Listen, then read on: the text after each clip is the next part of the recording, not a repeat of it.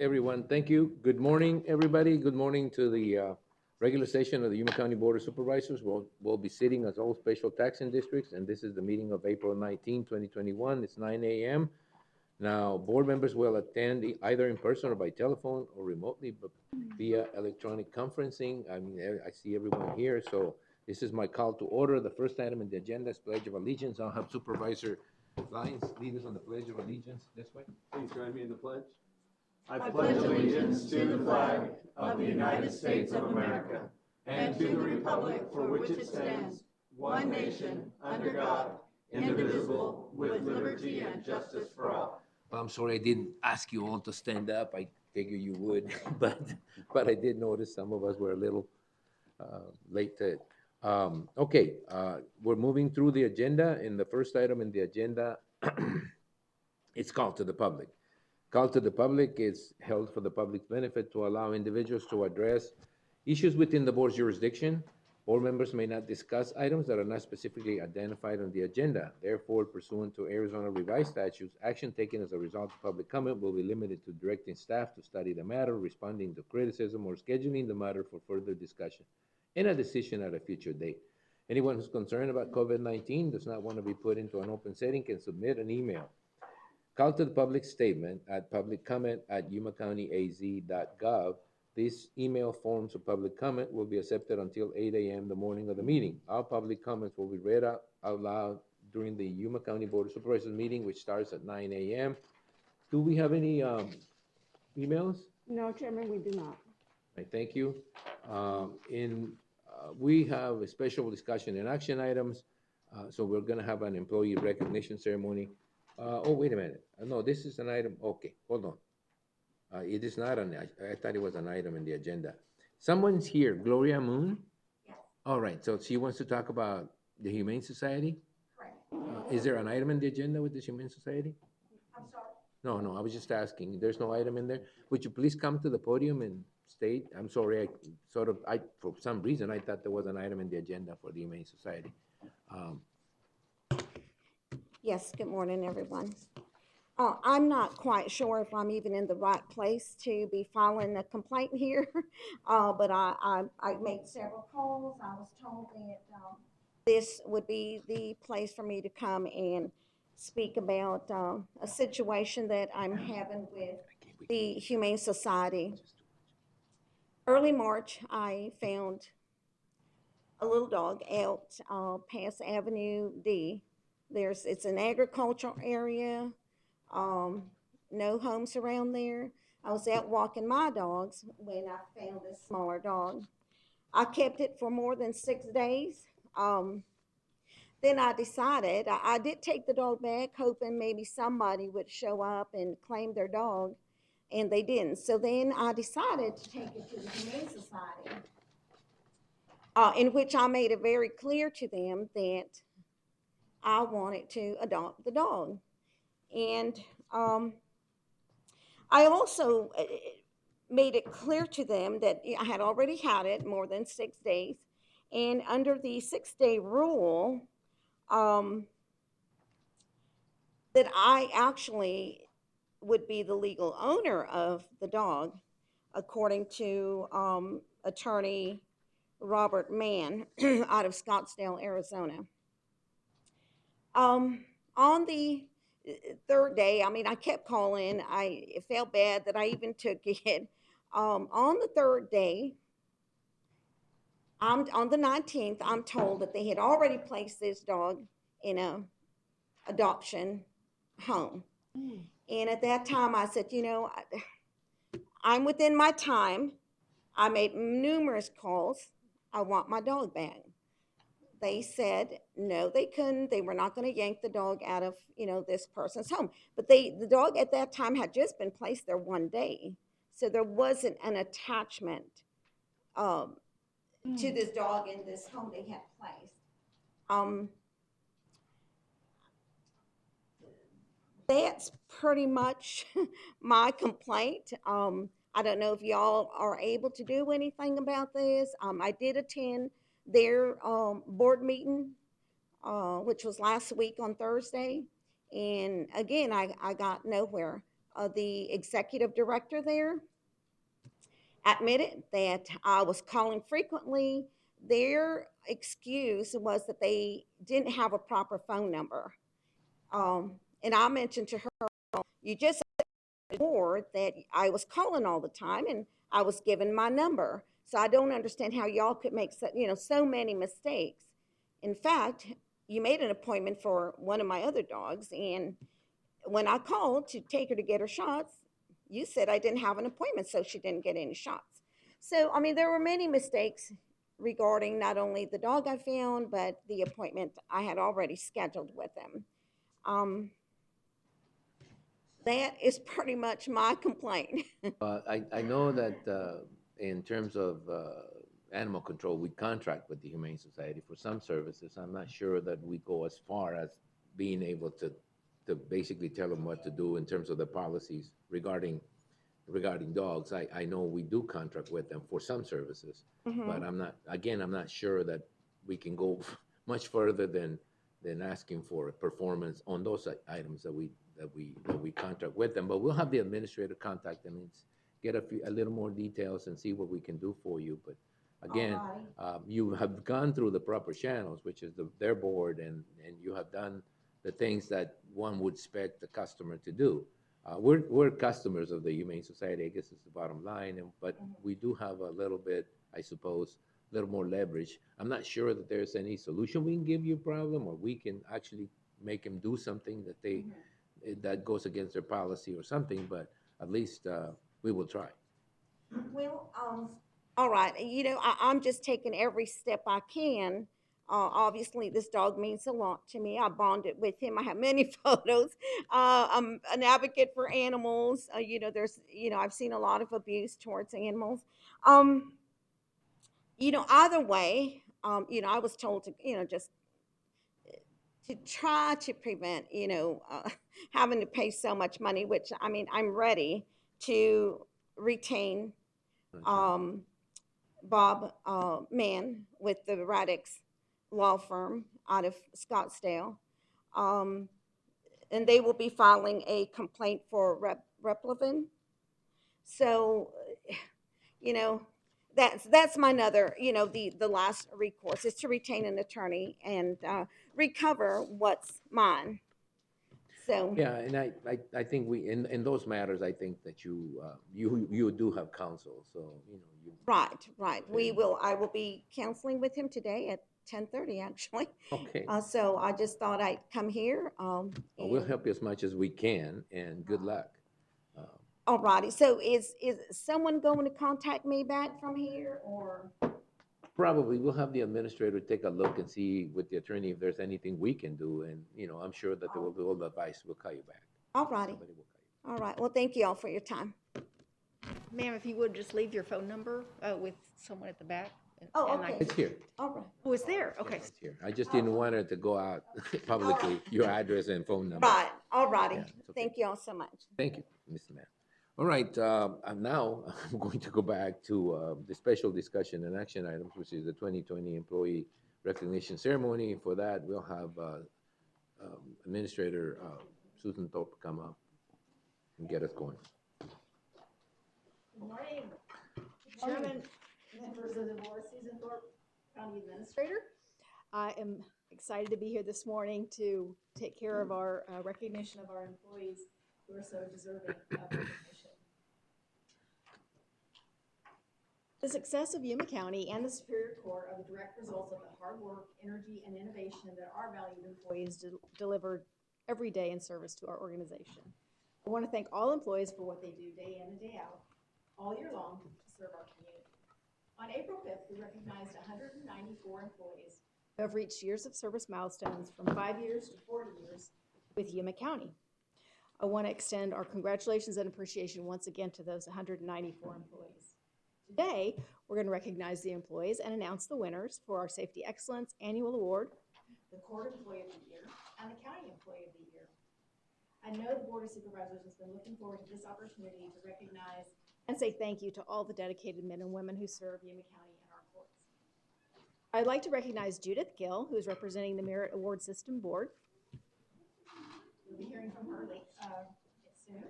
She served on the board for 2 years. The Merit Award System Board consists of volunteers representing the entire community. Their experience in community service encompasses a variety of fields, including education, criminal justice, victim advocacy, nonprofits, public housing, and business and industry.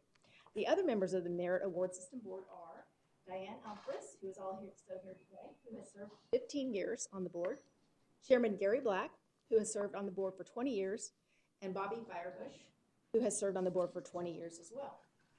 Now I'd like to briefly explain the nomination and selection process for these 3 awards. The Safety Excellence Award is a quarterly award as well as an annual award. Employees can nominate anyone by sharing a description of the nominee's outstanding work in their area of workplace or public safety. Each quarter, a committee of county employees selects the winner. The Merit Award System Board considers all the nominees from each quarter in calendar year 2020 and will make its recommendation to the Board of Supervisors, and you'll make the announcement here today. Nominations for the Court and County Employee of the Year are submitted by the employee's department director or elected official, who provides a summary of the employee's achievements and contributions to the organization and the community in 2020. The Merit Board considers all nominees and recommends the final winner to the Board of Supervisors here today as well.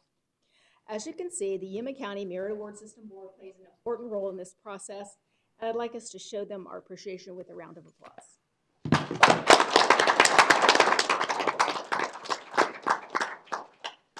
Now, I'm pleased to recognize the nominees for Yuma County's annual Safety Excellence Award. The award recognizes county employees who consistently promote safety in the workplace. This year, 12 employees were nominated for the Safety Excellence Award, and I'd like for each person to stand when I call their name. They're probably standing already. There's no place to sit, so. To assist me with giving them their recognition as nominees. Adolfo Lopez, Public Works. Adolfo administered first aid to the victim of a vehicle accident, stabilizing the victim until emergency personnel arrived on scene. Not here, huh? Not here. He's the only one not here, so.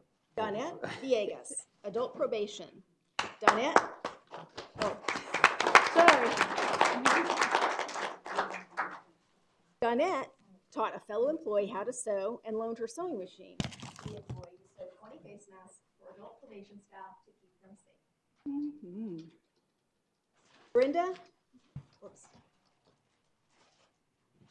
Brenda Mendez Gutierrez, Financial Services.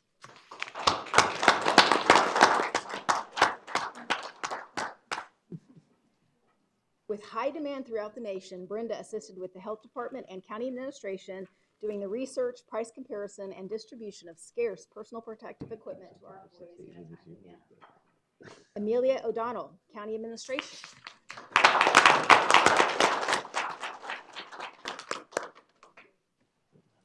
Amelia coordinated the setup of COVID antibody testing for county employees in the downtown area. She also sewed face masks for employees in adult probation and county administration. Jesus Aguilar, Public Works.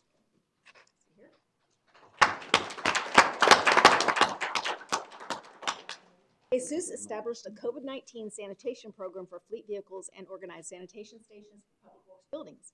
He also created a solution to ensure ice machine sanitation and accessibility for employees. Jose Mendez, Public Works.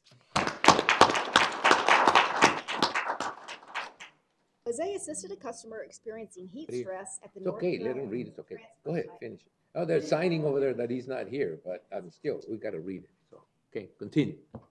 Jose assisted a customer experiencing heat stress at the North Gila transfer site. He placed the customer in a cooling location and provided him with cold water while waiting for emergency services. Michael Herrera, Public Works.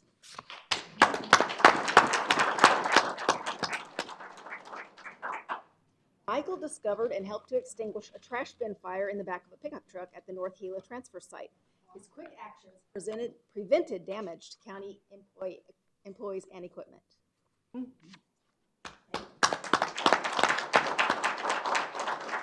Miguel Cara, Facilities Management.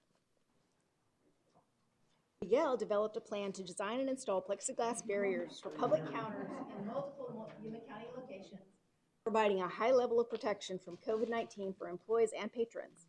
This installation plan assisted in the reopening of county offices. Oh, yeah.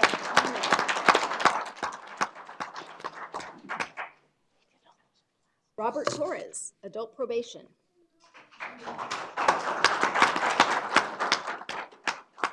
Robert was responsible for panic button installation on the first floor of adult probation, safeguarding staff during counseling classes for probationers. Sherry Harden, Sheriff's Office.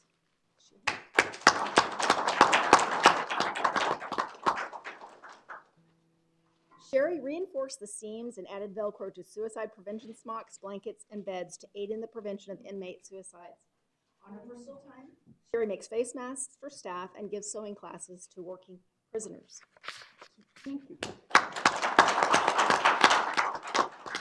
Daniel Salcido, Juvenile Court.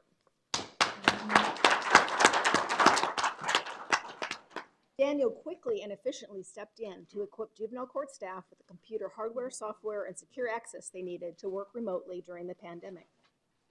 Miguel Saldana.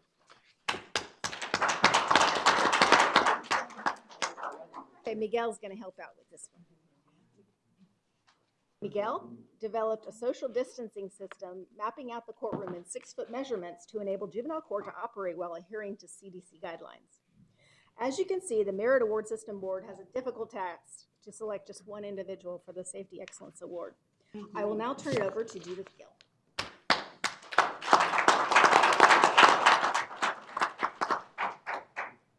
All right.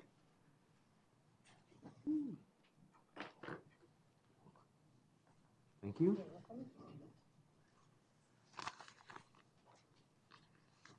Oscar goes to. What I have here is the decision of the Merit Review Board that we will all look at and make a motion and hopefully approve. Unless there's a recount.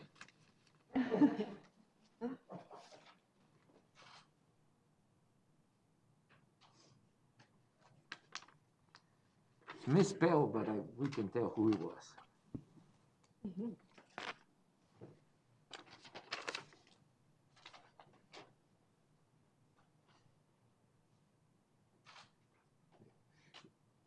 You know, we'll have a motion and a second and you know, approve it, and then I'll read the name. Mr. Chairman, I'll make the motion. I'll second that. All right. So the motion is to approve the recommendation of the committee. And the selection, this must be Gary Black because he misspelled the name, but the name of the recipient of the Yuma County Safety Excellence.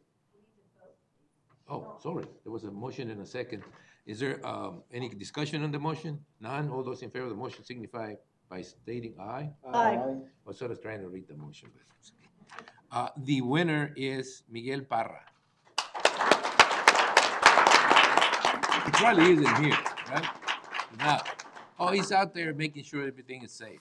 He's out there making sure everything's safe, yeah. So we'll get his check to him. Thank you. Okay. We can hold it for him. Need Jim to be here. He should- We'll have a recount. Did you tell him he had to be present to win?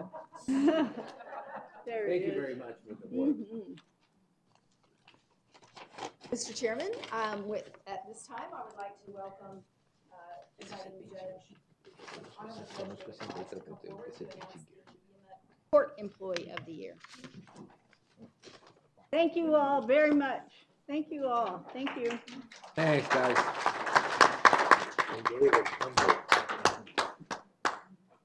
Members of the board, Administrator Thorpe, it's an honor to be here today. Thank you for taking the time to do this. Thank you for taking the time to recognize our employees.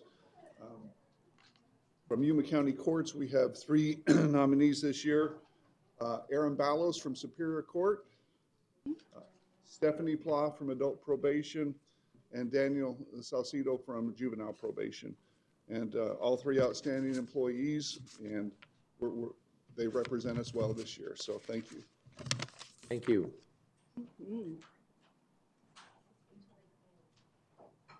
They're out there? Okay, so we'll bring him in. Yes, we're going to allow for some time for them to come in from the other rooms. Well, you know, I normally don't know the judge to be this quick. Something's going on. Quick justice right there. Here they come.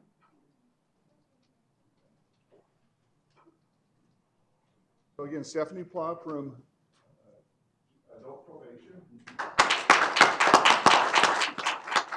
Come on up. They're gonna give him something back there.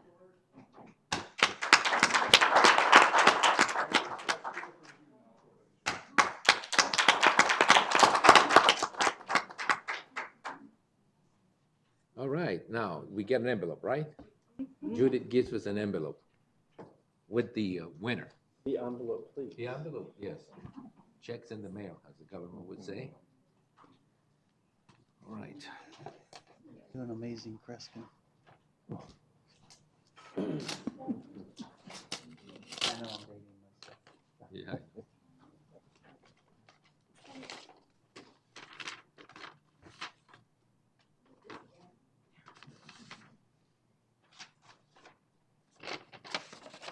Okay.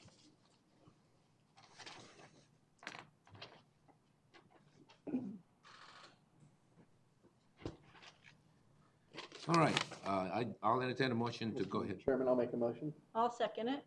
All right, so the motion is to accept the recommendation of the committee. All those in favor of the motion signify by stating aye. Aye. I forgot to ask if you needed to discuss anything. I'm not sure that wasn't gotten anywhere, but the winner of the Superior Court Employee of the Year 2020 is Erin Ballas.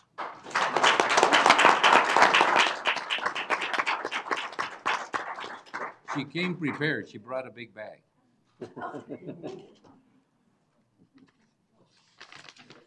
Erin, thank you very much. Thank you. We appreciate the work all of you guys do, especially if we don't have to visit, right?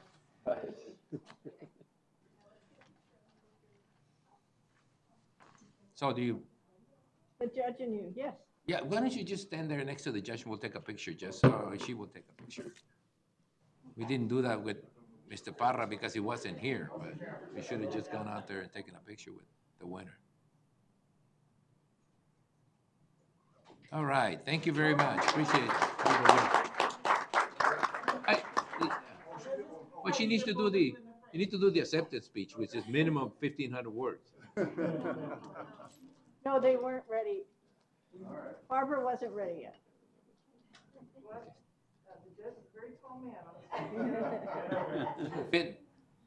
Now, would you, Judge, yeah, and would you please, after you finish that, turn around this way so we can get the cameras, the county cameras to pick you up.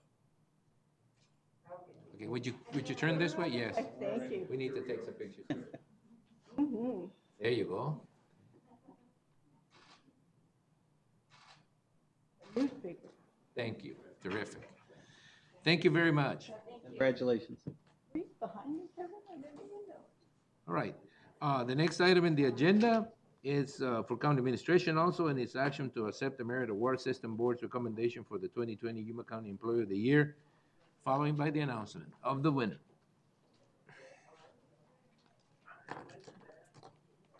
Oh, wait, we got to get them. You know, they're excited about it. So I would like for the nominees to come forward, and when I call their name, the nominees for the Yuma County Employee of the Year are Brenda Cervantes, library. Yeah, they're coming. There we go. Brenda, come in. I will come in and stand next. Yeah, there you go, so we can see everyone. No running. Also Jesus Cervantes, Information Technology Services.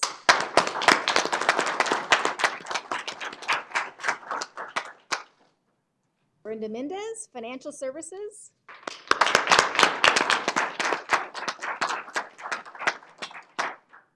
And Jessica Rodriguez, Human Resources. All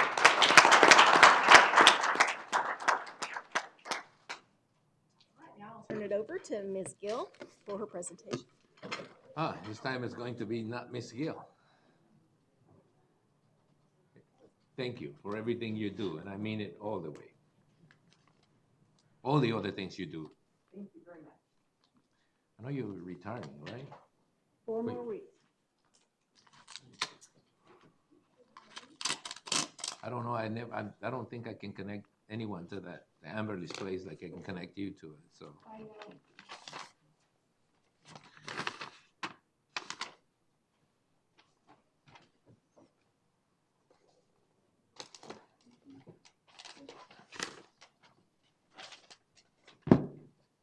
Do we have the drum roll? No? Mr. Chairman, I'll make a motion. All right, you make a motion to accept the Merit Award System Board's recommendation for Employee of the Year. And I'll second it. There's a second. Any discussion on this? If no discussion, all those in favor of the motion signify by stating aye. Aye. Anybody opposed? Can we do it like in TV when we go to commercials and then come back? 5-minute break would seem All right. appropriate. Yeah, why don't we wait for a little while? Now, the winner this year is Jessica Rodriguez.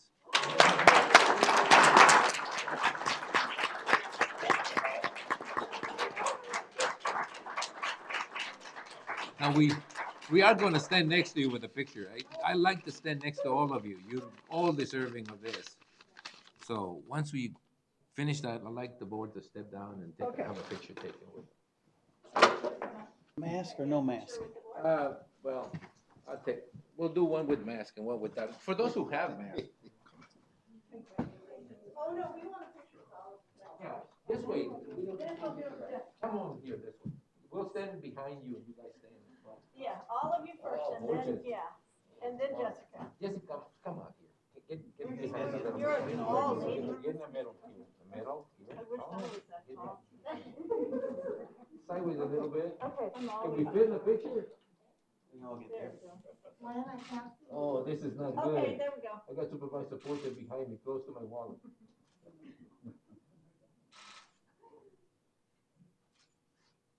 Jessica, congratulations. Thank you. No mask, no mask. Quickly.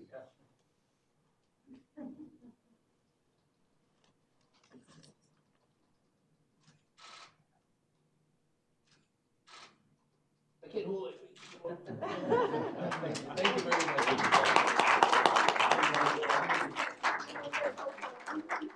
Oh, stay here. Oh, okay. Oh, Lord. Okay, thank you. A little scary when you go around. You know what I'm saying?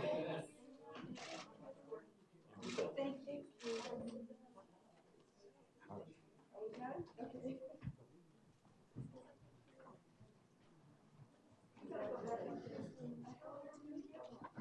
This is working out really well. We may do this instead of doing the whole event over there at the.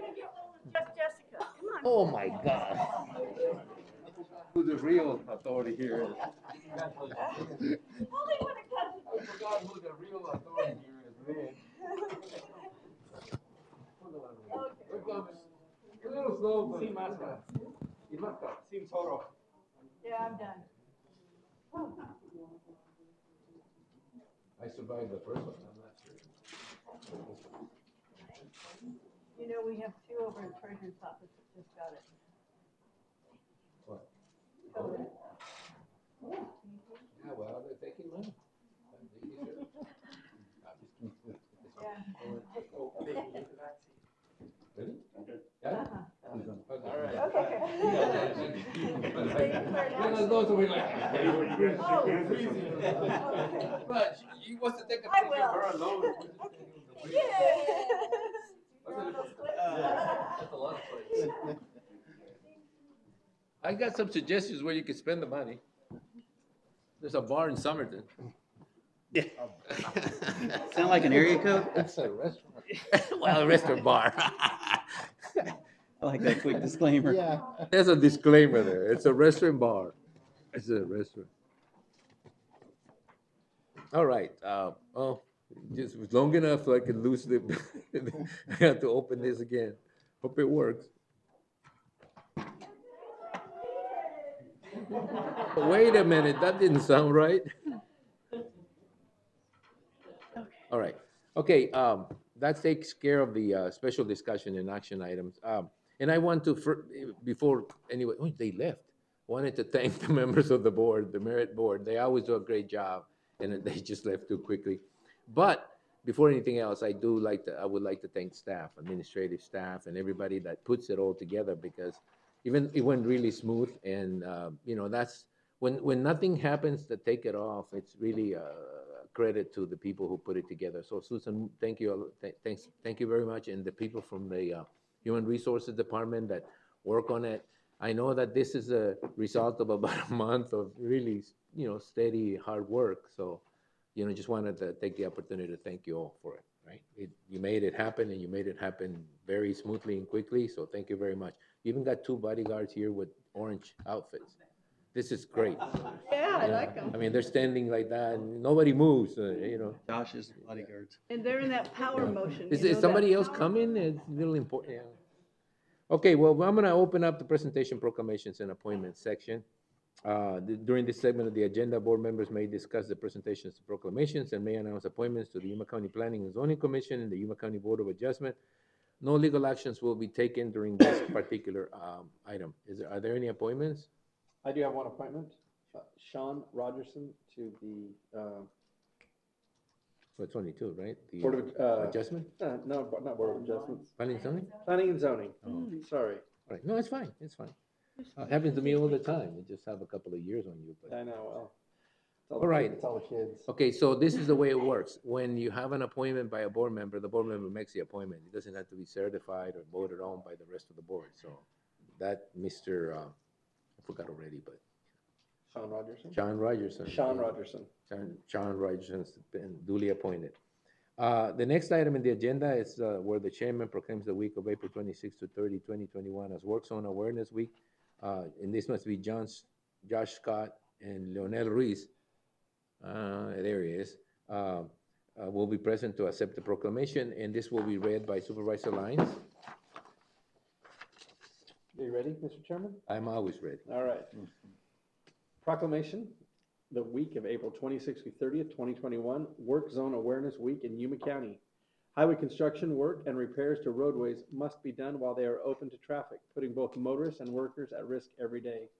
And whereas workers diligently continue to improve, rebuild, and maintain roadways so that motorists can safely and effectively travel. And whereas accidents can be prevented by setting aside distractions, using extra caution, reducing speed, and giving work zone undivided attention when motoring. And whereas Yuma County is dedicated to ensuring the safety in work zones for workers, motorists, passengers, bicyclists, and pedestrians. Whereas more than 40,000 people are injured and 1,000 are killed each year as a result of motor vehicle crashes in work zones. And whereas National Work Zone Awareness Week was established in 1999 by the Federal Highway Administration to emphasize the importance of safety issues in the work zones across the United States. And whereas Yuma County urges all motorists to continue to recognize the responsibility that comes with driving a motor vehicle and the importance of maintaining safe and smart driving habits in designated work zones and in all times when operating a motor vehicle. Now therefore, Yuma County proclaims the week of April 26 through 30, 2021 to be Work Zone Awareness Week in Yuma County. Thank you. Morning, Mr. Chairman, members of the board, Josh Scott, Public Works Director. Working in traffic is the most dangerous part of the job that our staff does. So it was a no-brainer when they came to me with Work Zone Awareness Week and wanted to celebrate it and get the word out. So I appreciate you reading the proclamation. This was totally a staff-driven effort. So with that, I'll turn it over to Leo and say just a few words. Hello. Hi. Good morning. Morning. Hi, my name is Leonel Reese. I work for Yuma County Traffic, Yuma County Public Works Traffic Signals Department. And today across the country, we are kicking off Work Zone Safety Awareness Week. It's an opportunity for us to bring attention to the importance of work zones, not just for the construction workers, but also for the motorists. This year's campaign is Drive Safe, Work Safe, Save Lives. We can do it. It's important for you as motorists and all of those are traveling along with you, adhere to some really important safety standards. First and foremost, don't drive distracted. Buckle up your seatbelt, slow down, adhere to all the signs and guidances that you see, and expect the unexpected. In work zones, your survival depends on it, as well as those who are in construction zones working. It's your mother, it's your father, your sister, your brother, it's someone's child. We want the state we want them to arrive home safely from a hard day's work, building the safe system, building our economy. Remember, safe work zones for all, and that includes you. We can do it. All right, thank you, Leonel. Stay here, because we gotta give you this proclamation. That's what I was doing. Stay up here and bring, come on. Get up here. We'll open the picture. Bring all your bodyguards.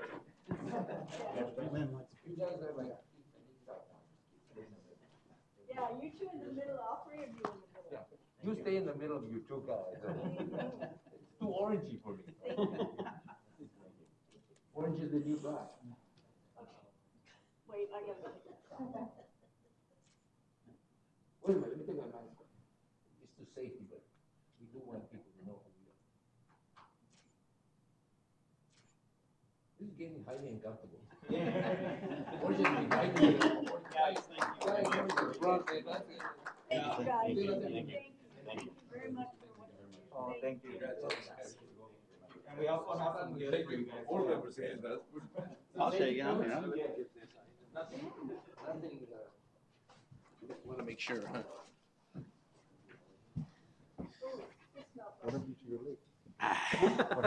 Yeah. I don't know what tequila smells like. Margarita. Now it smells like something. Oh, thank you. Thank you. All right. Oh, I love your teeth. There's something to drink. Oh, the hat, oh, the hat. The coffee jug with a bit. What's a, it's an orange themed morning, Uh-oh. I love that orange shirt, yeah. and it isn't even Halloween. Thank you very much. They're trying to tell us we need to get out there and work for them. We've got a Yeah, bright well- orange shirt now. WZ. Yeah. Thank you, Vice. Thank you, guys, we appreciate it. All right, the next item in the agenda is Paul I always call him Brinkley, but Brierly, Executive Director, Yuma Center for Excellence for Desert Agriculture. He will provide an update to the Board of Supervisors on the COVID-19 early warning workforce and community protection projects, as well as the COVID-19 early warning school testing pilot project. Before you begin, let me tell you, no matter what you say, it's going to be a crappy report. But we'll listen to it. Go ahead. Thank you, Mr. Chairman. I kept waiting for my name to be called for an award, but You would have waited a long time. no, I appreciate the opportunity to come today and give an update on this, what's turned into a really impactful project that you guys are supporting. Just a quick review on the premise of this project is basically what could you do if you had an early warning of a COVID outbreak. The U of A has been a leader in what we call waste-based epidemiology, which is basically testing sewage to look for concentration of the virus. And that gives some advantages of you're testing everybody in a community, not just the people who felt that they were sick or got a test or went to the doctor, but you're testing everybody. And it turns out that you shed the virus in your feces up to a week or more before you would ever display symptoms. So that's the idea of this is knowing that something's coming ahead of time so that you can target your responses, best utilize your resources, and try to minimize that spread. Probably the most notable example was the U of A using that in their dormitories to try to keep the students safe and school in session, which actually made international news when that was successful. Real quickly, how it works. Basically, people use the facilities at the wastewater treatment plant. A sample is taken because the SARS-CoV-2 virus shows up in the wastewater. That's concentrated. We extract the RNA out of that, and then using PCR, we can get a quantitative level of how much is in the wastewater. And then you can see if it's increasing, if it's at a high level, and plan your response accordingly. So one interesting aspect is what is the community, right? It typically has been used in wastewater treatment plants, which look at a whole town.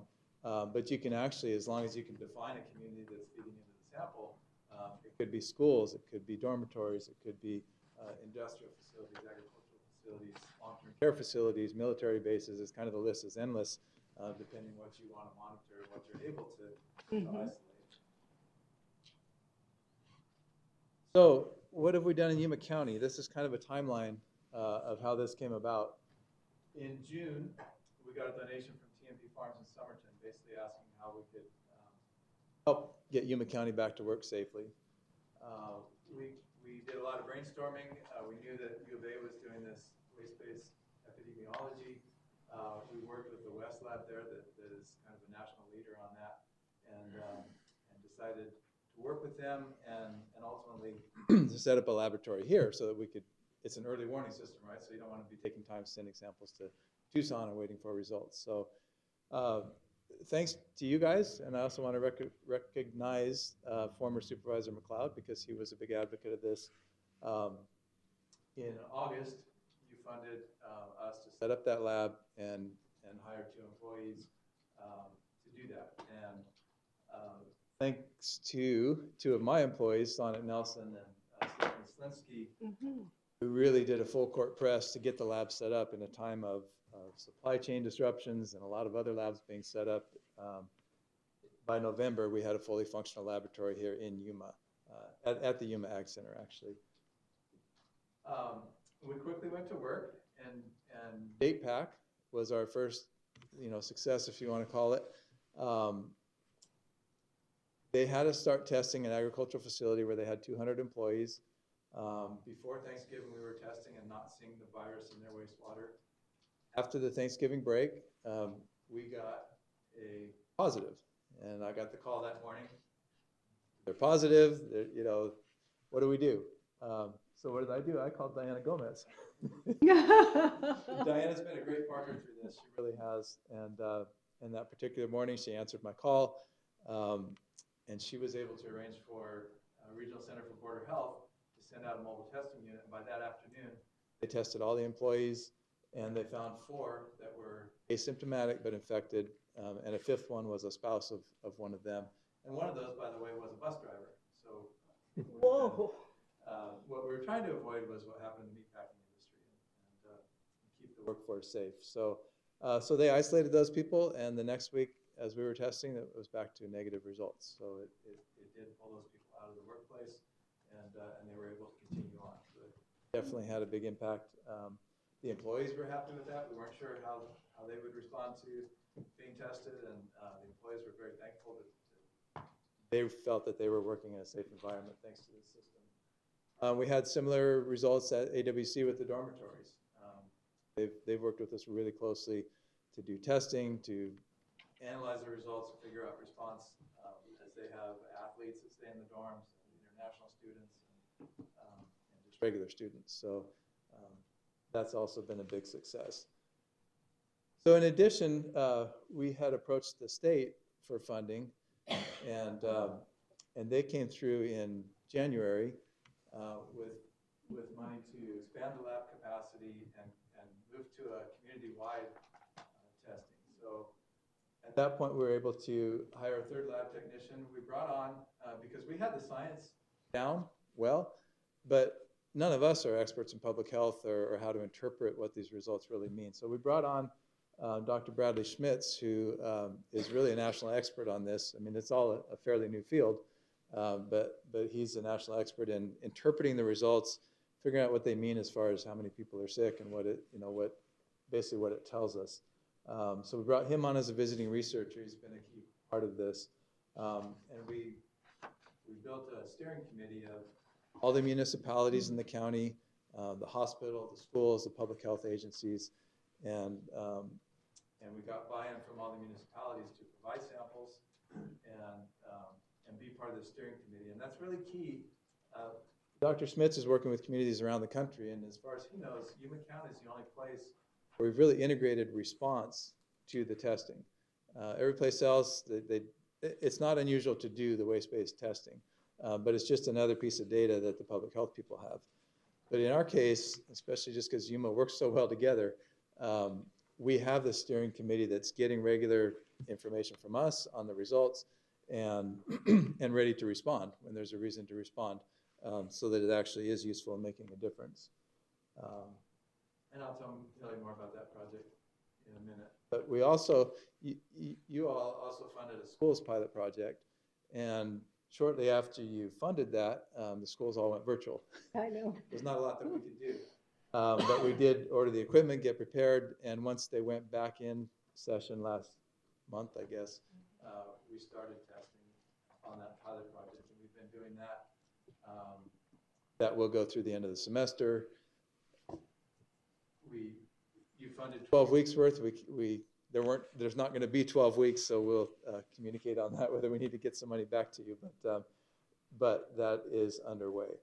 And then the County schools, huh? Those ones that are all right in a row? right kind of school alley there. So what it was to try to learn what it tells us, and it may be different in different types of schools. So we're doing elementary school, middle school, high school, and the community college along with, and those are all located really close together so that we can also test municipal wastewater in that neighborhood and compare and see what it tells us.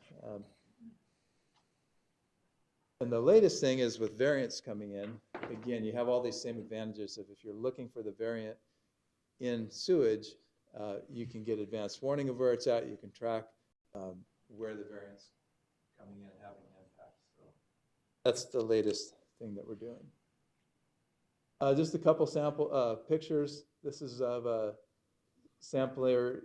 The school project that you funded was, part of it was to get these, what they call composite samplers that are put down there and take a small sample like every 20 minutes or something. So your sample ends up being the whole school day built up of small samples during the day. I do want to recognize that a big part of this project is the wastewater staff who pull these samples. It's a lot of work. I've got the seat of Yuma staff up here. All the municipalities are doing it, but Yuma in particular is also doing the schools sampling, and that took a lot of work to work with the schools to figure out where can we isolate the schools, how do we set up the schedule, and so in a time when they were down on their workforce because of COVID, ironically, they made the time to do this project with us. So I do want to recognize them. Here's the lab, part of the lab where they're processing samples. They're in the hood, huh? Yeah. The new hood. Yep, there's the hood, the new hood. The new hood. Yeah. So I actually guess I talked about this already. This was the DAPAC success.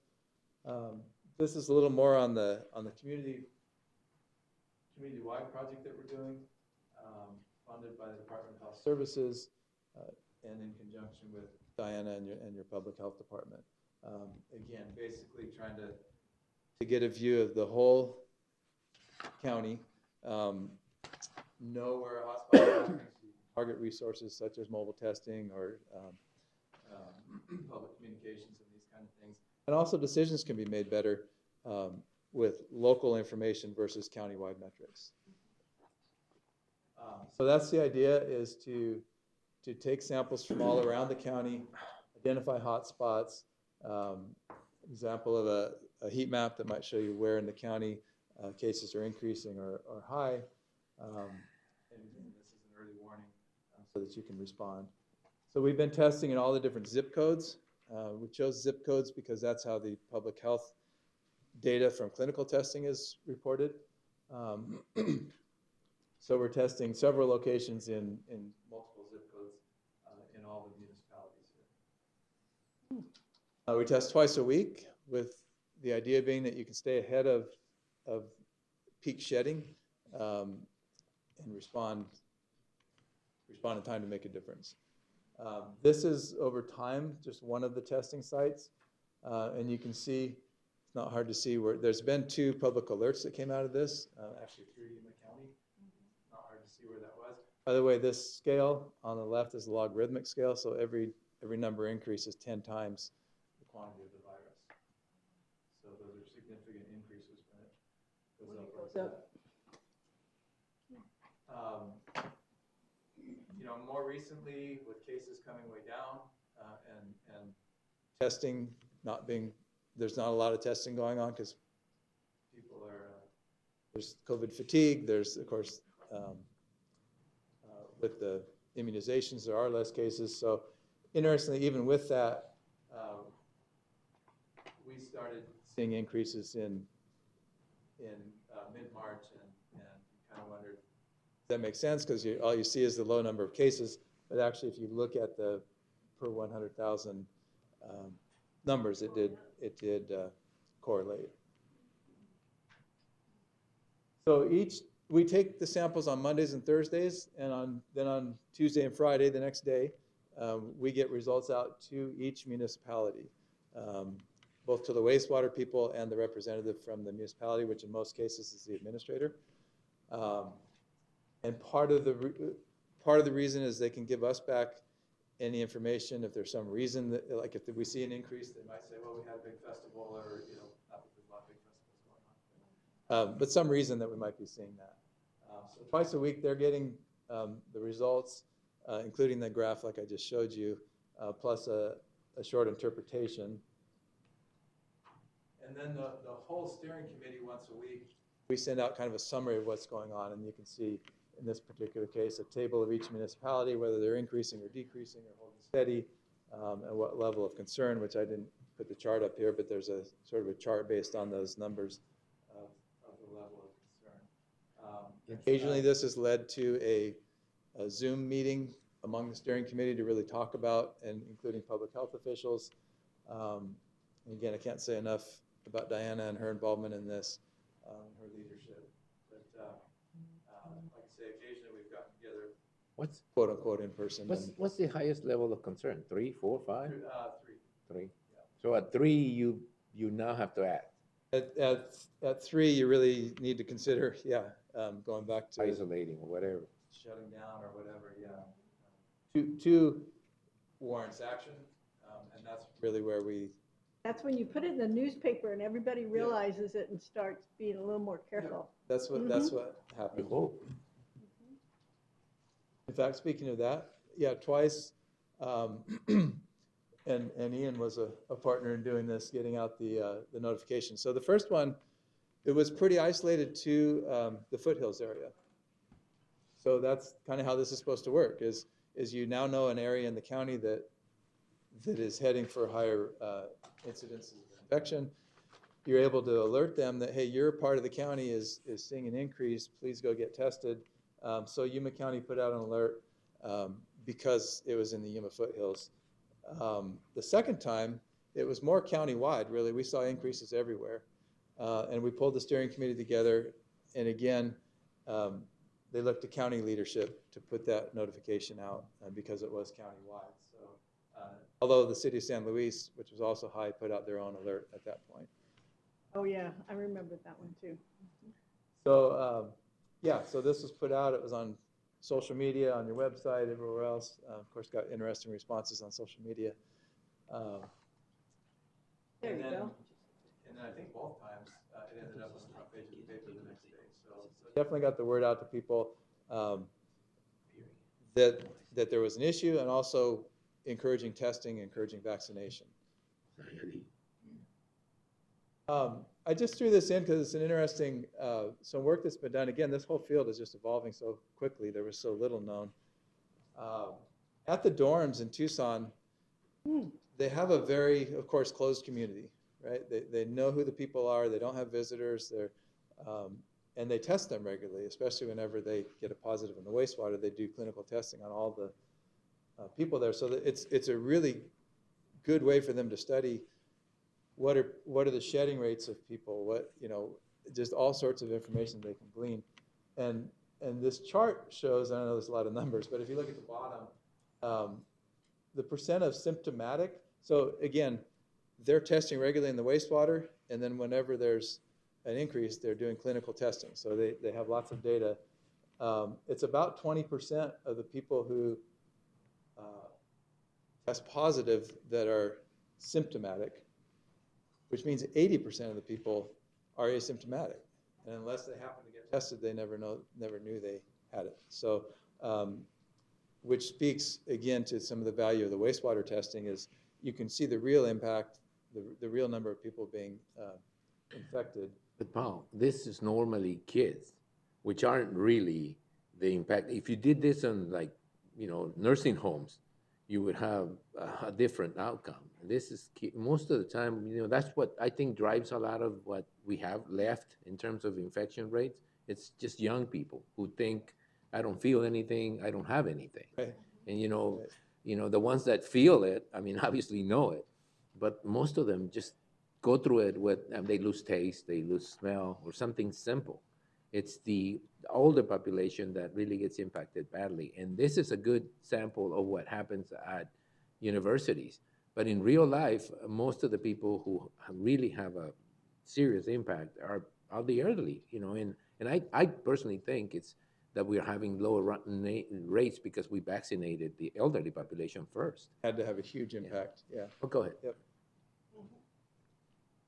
So, getting near the end, I just want to let you know that this project that you helped kick off has been a huge success. Like I say, all across the United States, really, it's the example, and others are learning from us as far as how do you utilize that information and react to it because of how we're set up to do that. Yeah, I think I've covered most of that, and then of course it has an economic impact, keeping businesses open and employees safe. So ongoing, the state funding has funded us to go through June with the community-wide testing. We're going to start kind of exploring the waters of if there's interest in continuing that on. Keeping in mind there is another surge going on in much of the country. There's a lot of variants that are coming in, so this is a cost-effective way, especially now the infrastructure is already in place. So to continue it is going to be much cheaper because it's just the people and the supplies. So we think it's probably a good idea, and we're working with Diana and the hospital and the municipalities to talk about shall we continue it at least through the end of the year. The schools will be done in about a month when their session is done, and we'll evaluate what that data told us. We've worked closely with Tom Tyree and the school districts. The ag facilities and the dormitories that we're working with. Actually, AWC just increased to a third sample per week because of some of their protocols of response and clinical testing, and they're interested to continue. They're paying that out of their own, their own budgets, which I know part of AWC's thinking was they didn't have to do as much. They do clinical testing when this shows that they need to, and so some of that budget can be saved for this. I mentioned the variants. The West Center in Tucson is doing a lot of work to be able to identify the variants in wastewater, and they have, both from Yuma. We're sending some of our samples to them, and they're testing there in Tucson also. So that's an area that's being really ramped up, and part of it is to make sure that we know if something's coming that's a vaccine buster, which we hope doesn't happen. Will we get will we get early warning if there's a variant that's coming that's a vaccine buster from the testing that you're doing?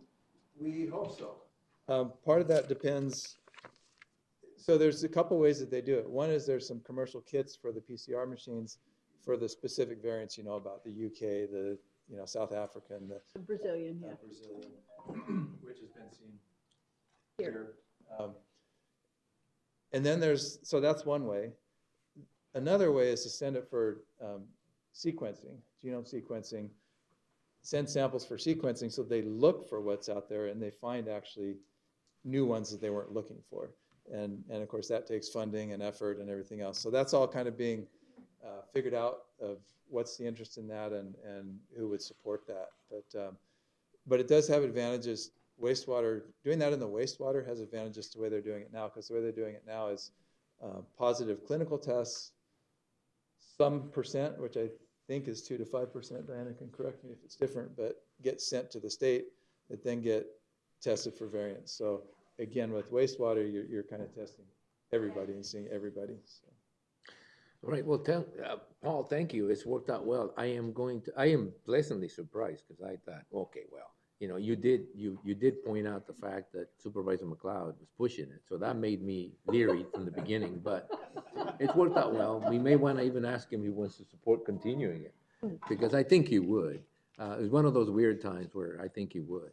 But it's worked out, I think, well. And more than anything else, just another tool in the toolbox that really set aside and it highlights the fact that in Yuma we had a tough time with it. I mean, we still do, but I mean, we had a really tough time. For a while there, we were the hot zone of the country, the hot zone of the world, and And I know it has a lot to do with the geographical location, although most people won't admit it, but it was the geographical location. We got the overflow from California, we got the overflow from Mexico, we dealt with a lot of issues that other areas don't get to deal with. But one of the most interesting things is also we never stop getting creative and finding out ways to fight it. And I think that's a credit to everybody that's participating in some of these projects. Some of them, it's tough to get on to something new that nobody's tried before because there's always that particular sense that, well, if it doesn't work, you're going to have whatever in your face. But it seems to me, and the fact that it's tied into the university, I think made it work well because I don't think we would have been able to do it in an isolated environment. So, people like you and people like the university and people like Diana and Susan and everybody else, I mean, I made it work. And so I want to personally tell you that I think the reason it worked is because, there was people dedicated to it like yourselves. And so, and I know this is sort of like a precursor of what's going to happen next. And we'll be looking at that, I'm sure, through the budget process and see if we can continue supporting it. Because I don't think we're done with this. I think that what has happened in the health field with this pandemic is that it simply told us, look, this is a sign of the times. I mean, this is probably not going to be the last one, so we better be prepared for the other ones that come so we don't have the same outcomes as we did this time. So thank you very much. Are there any other comments from anyone? No? Thank you very much for the report, Paul. All right. Interesting. Yeah. It has It been. didn't turn out to be as scrappy as I thought, but it's all good. Okay, we're gonna move on to the consent calendar. In the consent calendar, the following items are listed under the consent agenda will be considered as a group and acted upon by one motion with no separate discussion unless a board member so requests. In that event, the item will be removed from the consent calendar for separate discussion and action. We have, I think, 13 items. Are there any items that anybody wants to pull out? If not, I'll entertain a motion to approve items 1 through 13 on the consent calendar. So moved. Second. There's been a motion and a second to approve items 1 through 13 on the consent calendar. Any discussion? Well, there's the consent calendar. There's no discussion. So all those in favor of the motion signify by stating aye. Aye. Anybody opposed? The motion carries. I'm going to call the Housing Commission meeting. And I think that we need to bring in a chair. I need to bring in a chair. So move a little forward, guys, because Oh, yeah. is Daniela here? Yeah, she is. She's been sitting back there. Hold on, Daniela. Okay, well, we'll take that. It doesn't look right. I knew I was gonna have to take a big chair. I lifted weights yesterday. How's your shoulder, Tony? You okay? Where are you when I need you? Well, you got up You got a crown on now. You're just too slow, dude. Watch out. This is going to be funny. Let everybody down more. Cuando llegues, como está chaparrita, levántala. Because it looks a little low to me. Put it up high. Yeah, oh, I know. She's got to do that something. There you go. Not too high, though. Yeah. You okay? All right. About the same? All right, yeah, we're about the same height. There we go. So, I hereby call the Housing Board Commission, the Yuma County Housing Board to order. We have a consent calendar first, and the consent calendar is actually 4 items. So the following items listed under the consent agenda will be considered as a group and acted upon by one motion with no separate discussion unless a board member so requests. In that event, the team will be removed from the consent calendar for separate discussion and action. I'm not sure if I needed to call for like a roll call, but I think you can record everybody, right? Now the items as adopt resolution number 2021-05 approving the Yuma County Housing Department Family Self-Sufficient Program Action Plan. Then number 2 is housing, adopt resolution number 2021-06 approving the amended Section 8 administrative plan for the Yuma County Housing Department Housing Choice Voucher Program. Number 3 is adopt and authorize the chairman to sign resolution number 2021-07 approving the amended low rent public housing program admissions and continued occupancy policy according to the most recent federal regulations for the 3 Yuma County Housing Department developments, Valley Vista Apartments on 2050 West Main Street in Salmon, Arizona, Moctezuma Apartments 345 East Cesar Chavez Boulevard, San Luis, Arizona, and Pecan Shadows Apartment at 2650 West 3rd Street in Yuma, Arizona. And the last item is adopt resolution number 2021-08, adopting the Yuma County Housing Department's Public Housing Agency Annual Plan for Fiscal Year 2022, Public Housing Residential Lease Agreement, Capital Fund Program, and related certifications and agreement with the U.S. Department of Housing and Urban Development. And for the benefit of the new board member or the new supervisor, this is mostly housekeeping. You know, we do this every year, and it's really it's really involved. But this is just kind of like what we do. We renew it every year. We update it every year because it's a hard requirement. There really isn't anything major. Would you come up anyway, in case you get asked a question? But there really isn't any major changes. It's mostly housekeep. But if you have any questions, you get a chance to ask them a little while later. We do have some discussion calendar items. Okay, do I hear a motion to approve the consent calendar as presented? Motion. That's a motion. Is there a second? Second. All right, there's a motion in 2 seconds. So take whichever, you heard first. So it was Lynn, Supervisor Pancrase. So there's been a motion and a second to approve the consent calendar items 1 through 4. All those in favor of the motion signify by stating aye. Aye. Anybody opposed? Motion carries. I forgot to introduce you. Would you introduce yourself? We're going to go into something. Jesus Roldan, Yuma County Housing Department Director. Okay, so we're still meeting as the Housing Governing Board, and we will open each of the filings separately for discussion and action as appropriate. We actually have only one.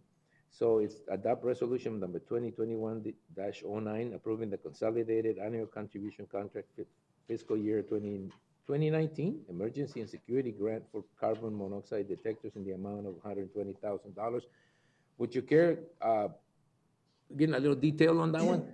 Yes, we applied for a grant through HUD, and this is to replace the smoke detectors that we have in the units and replace them with carbon monoxide detectors. And this is basically is mandated by HUD on the next REAC inspection. So, and this is only for the units that have natural gas, which is we have Somerton, Valley Vista, we have 84 units, and then we have on Pecan Shadows we have 35 units, and those units are being replaced with carbon monoxide. And again, it's just mandated, and we applied for that grant and we received it, but now we have to get a board resolution in order to we can spend that grant next fiscal year, starting July 1st. So we're talking about replacing the smoke alarms with more sophisticated. So basically, it's going to be a dual carbon monoxide and smoke detector. So that's what. You know, if Supervisor McLeod was here, we'd talk about refrigerators and stuff like that. You know, how we shouldn't replace them until they die, kind of thing. But I mean, obviously, this is one of those situations.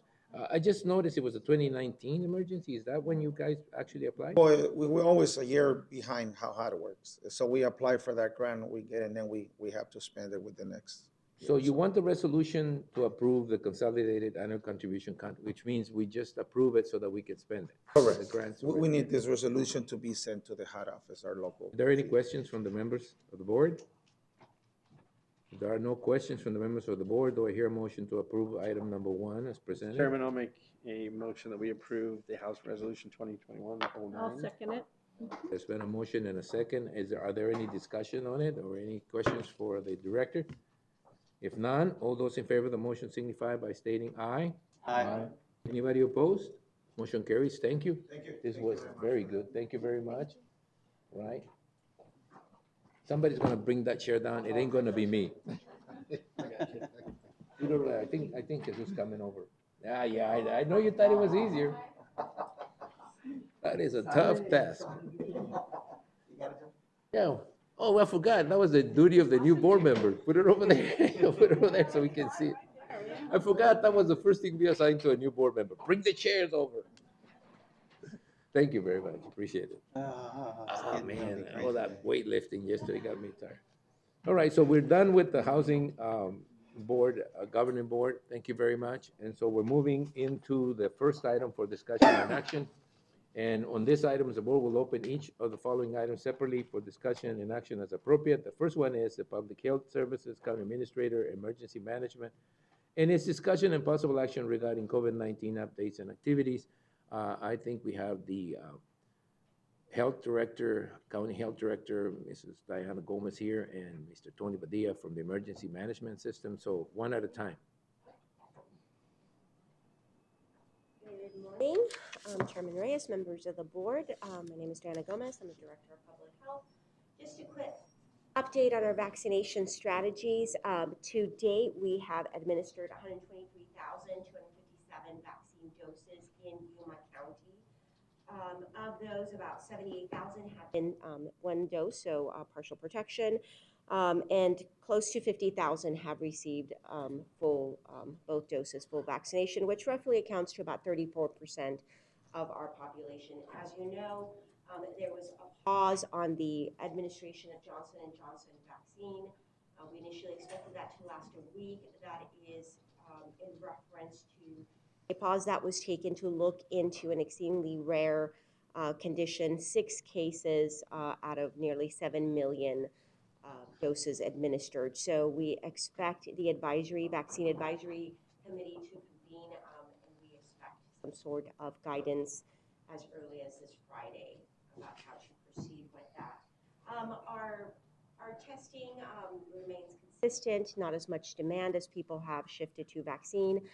In between all our partners, anybody who actually, for Pfizer, anybody over the age of 16, for Moderna, anybody over the age of 18 who wants a vaccine can access a vaccine, make an appointment either to visiting one of the pharmacies, one of our clinical partners, or the state-run point of dispensing pod at the Civic Center. And other than that, today's daily count was 11 new cases. So again, we continue to see that trending low. As our schools are going back, we continue to see that our schools have done a really good job in keeping transmission low. We see that one of the things that's coming up as the state continues to enhance their strategies for a return to state school, and hopefully next year's school year looks a lot different. One of the things they're talking about is the possibility of school testing and as another tool to enhance safety in the schools. But that is it, and I would be happy to answer any questions you might have. Well, I'm going to make a comment, it's probably more than a question. I am encouraged. We're getting to a stage now where we do have enough supply for the demand that is out there. As a matter of fact, we're moving very quickly to the point that we're having these events or points of distribution that are having trouble filling in their appointments. Is there any particular guidance from the state to start allowing people to drive? To just go there without an appointment? I think we're. Yeah, so we're looking at some point the state's going to provide guidance on that, but I think the state-run sites always set the pace. So at some point, there's some indication that the state-run site may transition to that. For the use of the Pfizer vaccine right now, you do the appointments just because the goal is not to waste any vaccine. And again, I think it's important to just acknowledge that if you want a vaccine, it's available. We encourage people to move towards that. Again, that 34%, is fairly low when you consider the overall population. And so from a partner strategy, I know that our different partners and the health department have been going on to different communities, different sites, working with partners to make sure that that vaccine is accessible to people who might have issues like transportation problems or other issues as far as accessibility. But again, you might transition to that. I think it's just working out the logistics. But again, it's available. And to your point, yes, the demand is not where it was a couple of months ago, but the supply is definitely there. Right. Oh, I just had a question, Diana. With the percentage where we're at, does that take into the account, is that full-time residents or is that the migrant, we see such a large volume of migrant people as far as with the field workers and the winter visitors. Is that 34% the year-round numbers, or is that include? So that 34% will include anybody who had a partial residence here for an extended period of time.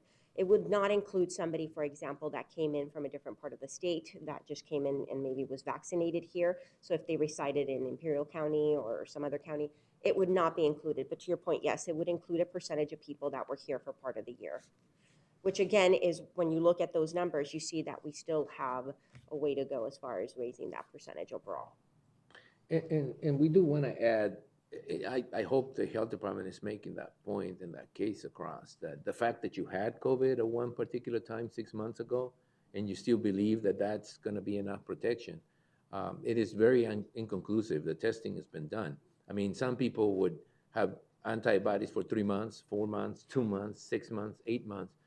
We are still, and I'm making that point as much as I can, we're still recommending that you, if you qualify for a vaccine, that you take it as soon as you can, and that you do your part in making sure that, I mean, 34% may sound like, you know, something worth mentioning, but when you look at a county that's got over 200,000 people, and then they have like 100,000 winter visitors and farm workers, you're not looking at a large number, a large population. I went out to a business Saturday. There was a birthday party, and I mean, 90% of the people weren't wearing a mask, and they weren't following distancing guidelines. It's like, you know, all of a sudden we said it's fine to do whatever, and I'm a little concerned. I don't have a problem with people going out not wearing masks. I mean, as long as they have some, I mean, I do have a problem with that, but I'm not going to make that a problem. What I'm saying is we need to keep putting out the message. We're not over this yet. You do need to be concerned you need to be a little concerned about everybody else's health situation. And 34%, 35%, even 50%. At some particular point in time, we'll get there, especially if we get the Johnson & Johnson vaccine back, because that's an easier, faster way to do it. We're going to get into a situation where we're going to have to start finding ways to motivate people to get the vaccine. And that, to me, is probably going to be an issue that the county health department is going to be more heavily involved in than anyone else, because I mean, if you look at TV right now, almost all the commercials or almost all the public service announcements are basically the same. You know, I did it, you do it, you know, that kind of stuff. But I think we're going to get into a situation, Diana, where we may have to, Mrs. Gomez, where we may have to get into a situation where we actually go where, you know, where the people are, because some of these persons, I mean, I've always had a problem with scheduling vaccination projects between 8 and 5, because I think most people who work just can't make it between 8 and 5. So I've made that point before. I think that the vaccination pods would be better used if they open it from 5 to 10 or something like that. They are because expanding their hours. Yeah. I believe they're going to go till 8 p.m. Okay. Well, anyway, I want to commend the efforts that have already been made, but I'm telling you, it's just like everything else. We're going to get to the difficult part. The difficult part is people who don't believe that they need to get vaccinated, which is the right. You know, they don't believe they need to get vaccinated. It's going to get to a point where we're going to get to people who just don't particularly want to. You know, they're whatever. Resistance, They're resistant to the message, and this is going to require for us to put out more of an effort when we're getting tired a little bit. I mean, there's no getting around it. Everybody's tired. I mean, it seems to me everybody needs to vent off. Everybody feels like they have to do something to make up for last time. But, you know, we're still not out of the woods yet. I mean, I think that even people who may not agree that this is as serious as it seems would be able to say, look, 60,000 infection cases a day, whether they're in Michigan or whether they're in Texas or whether they're in California, whatever, is still a very large number of cases a day to deal with as a country. Now, here in Yuma County, the fact that you get 12, 11, 0 one day, I think, if I can remember, maybe a couple of days already, does not mean there's nothing out there. It just means nobody's getting tested. And nobody's dying so far, at least related. And that's very good news. But, you know, we just have to keep, you know, reminding people we're still in this process. There's still infections out there. And they're probably still going to be. And we're probably going to have to learn to live with it, you know, in some ways, like we deal with influenza and some of the other viruses that we deal with through vaccination. But we can't, you know, take the foot from the pedal or whatever, you know. Right. And yeah, and it's important for people to remember that, you know, we are trying to reach those higher levels of vaccination and protection to reach what we call population herd immunity, which just means at a population level, it makes it more difficult to transmit the virus. It doesn't necessarily mean that, you wouldn't get it because you still have transmission. And until we're able to vaccinate children, children are able to contract the virus and transmit it. So yes, we've made progress, but there's. Mr. Brinley, whatever, the statement about 80% of the students had it, didn't know they had it, and only that 20% actually had symptoms. It's a clear indicator to me that while people are not getting tested, doesn't mean that they don't have it. It means that if they had it, they may not have shown any symptoms, but they were able to pass it on to somebody else. Now, fortunately for all of us, most of the people that are really heavily impacted by COVID, the elderly population, it's the highest level of vaccination that we have been able to put out there. So anyway, this is way too long. Do you have anything to add, or you guys have any questions or comments? Thank you, Diana. Thank you. Yes, for everything. Director. Tony, you want to say anything, or this is good for you? Now, let me come up, Tony. I want to say something before we let you go. Which Tony, Tony, you or? Tony Padilla. Yes, all right, yeah.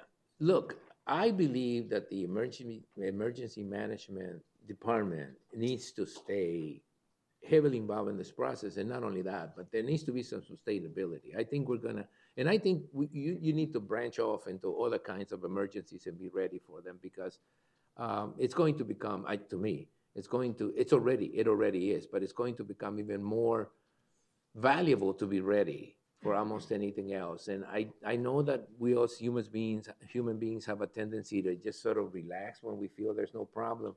But really, prevention of emergencies should be a task that is on the emergency side too. Not just the health department, but the emergency. Prevention should be a task. So Tony, don't relax either, because this is the kind of stuff that can come back and bite us. And I want to assure you and the board that we are meeting on a regular basis with all the emergency managers and with Arizona Department of Emergency Management and Military Affairs on a weekly basis. We also meet with the Southern Region emergency managers on usually Monday afternoons and sometimes Tuesdays, just to discuss some of the current situations going along besides COVID, in addition to COVID, but all the other things to ensure that we are maintaining a sense of readiness and preparedness statewide. And so I will assure you of that. All right. Well, thank you very much. So. Yes, sir.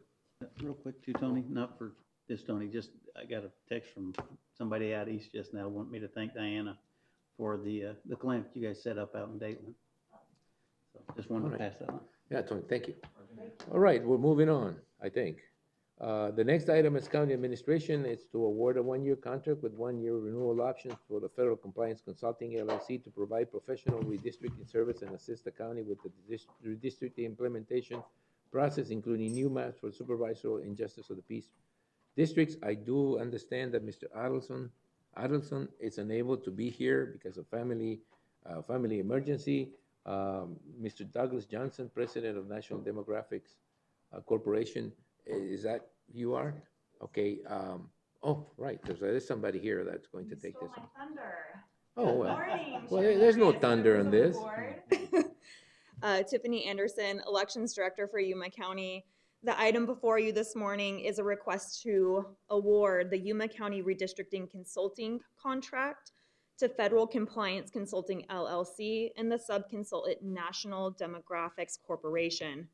The primary consultant, Bruce Adelson, had a family emergency and was unable to be here in person. However, Dr. Doug Johnson, who is the president of National Demographics Corporation, is here to briefly walk your board through the redistricting process, as well as answer any questions you may have. Before you come up, Doctor, well, come up anyway, but before we start this, let me just make a couple of points sort of clear. This board, as far as I'm concerned, and I've been here for 22 years, has been the most bipartisan, the most unpolitical board that I've ever been in, and I've been in some political ones. And basically the only issue that comes up that kind of drives this board politically is the redistricting process. I already gotten a lot of background on Mr. Johnson from people who I don't particularly communicate with. So I just want to make it make it clear to the board members that are here that we need to keep this process as professional as possible. We need to understand that this process, when it gets right down to the decision-making process, is going to have to be based on more than just our political affiliations or the way we feel about it. It is a process that has to take place every 10 years.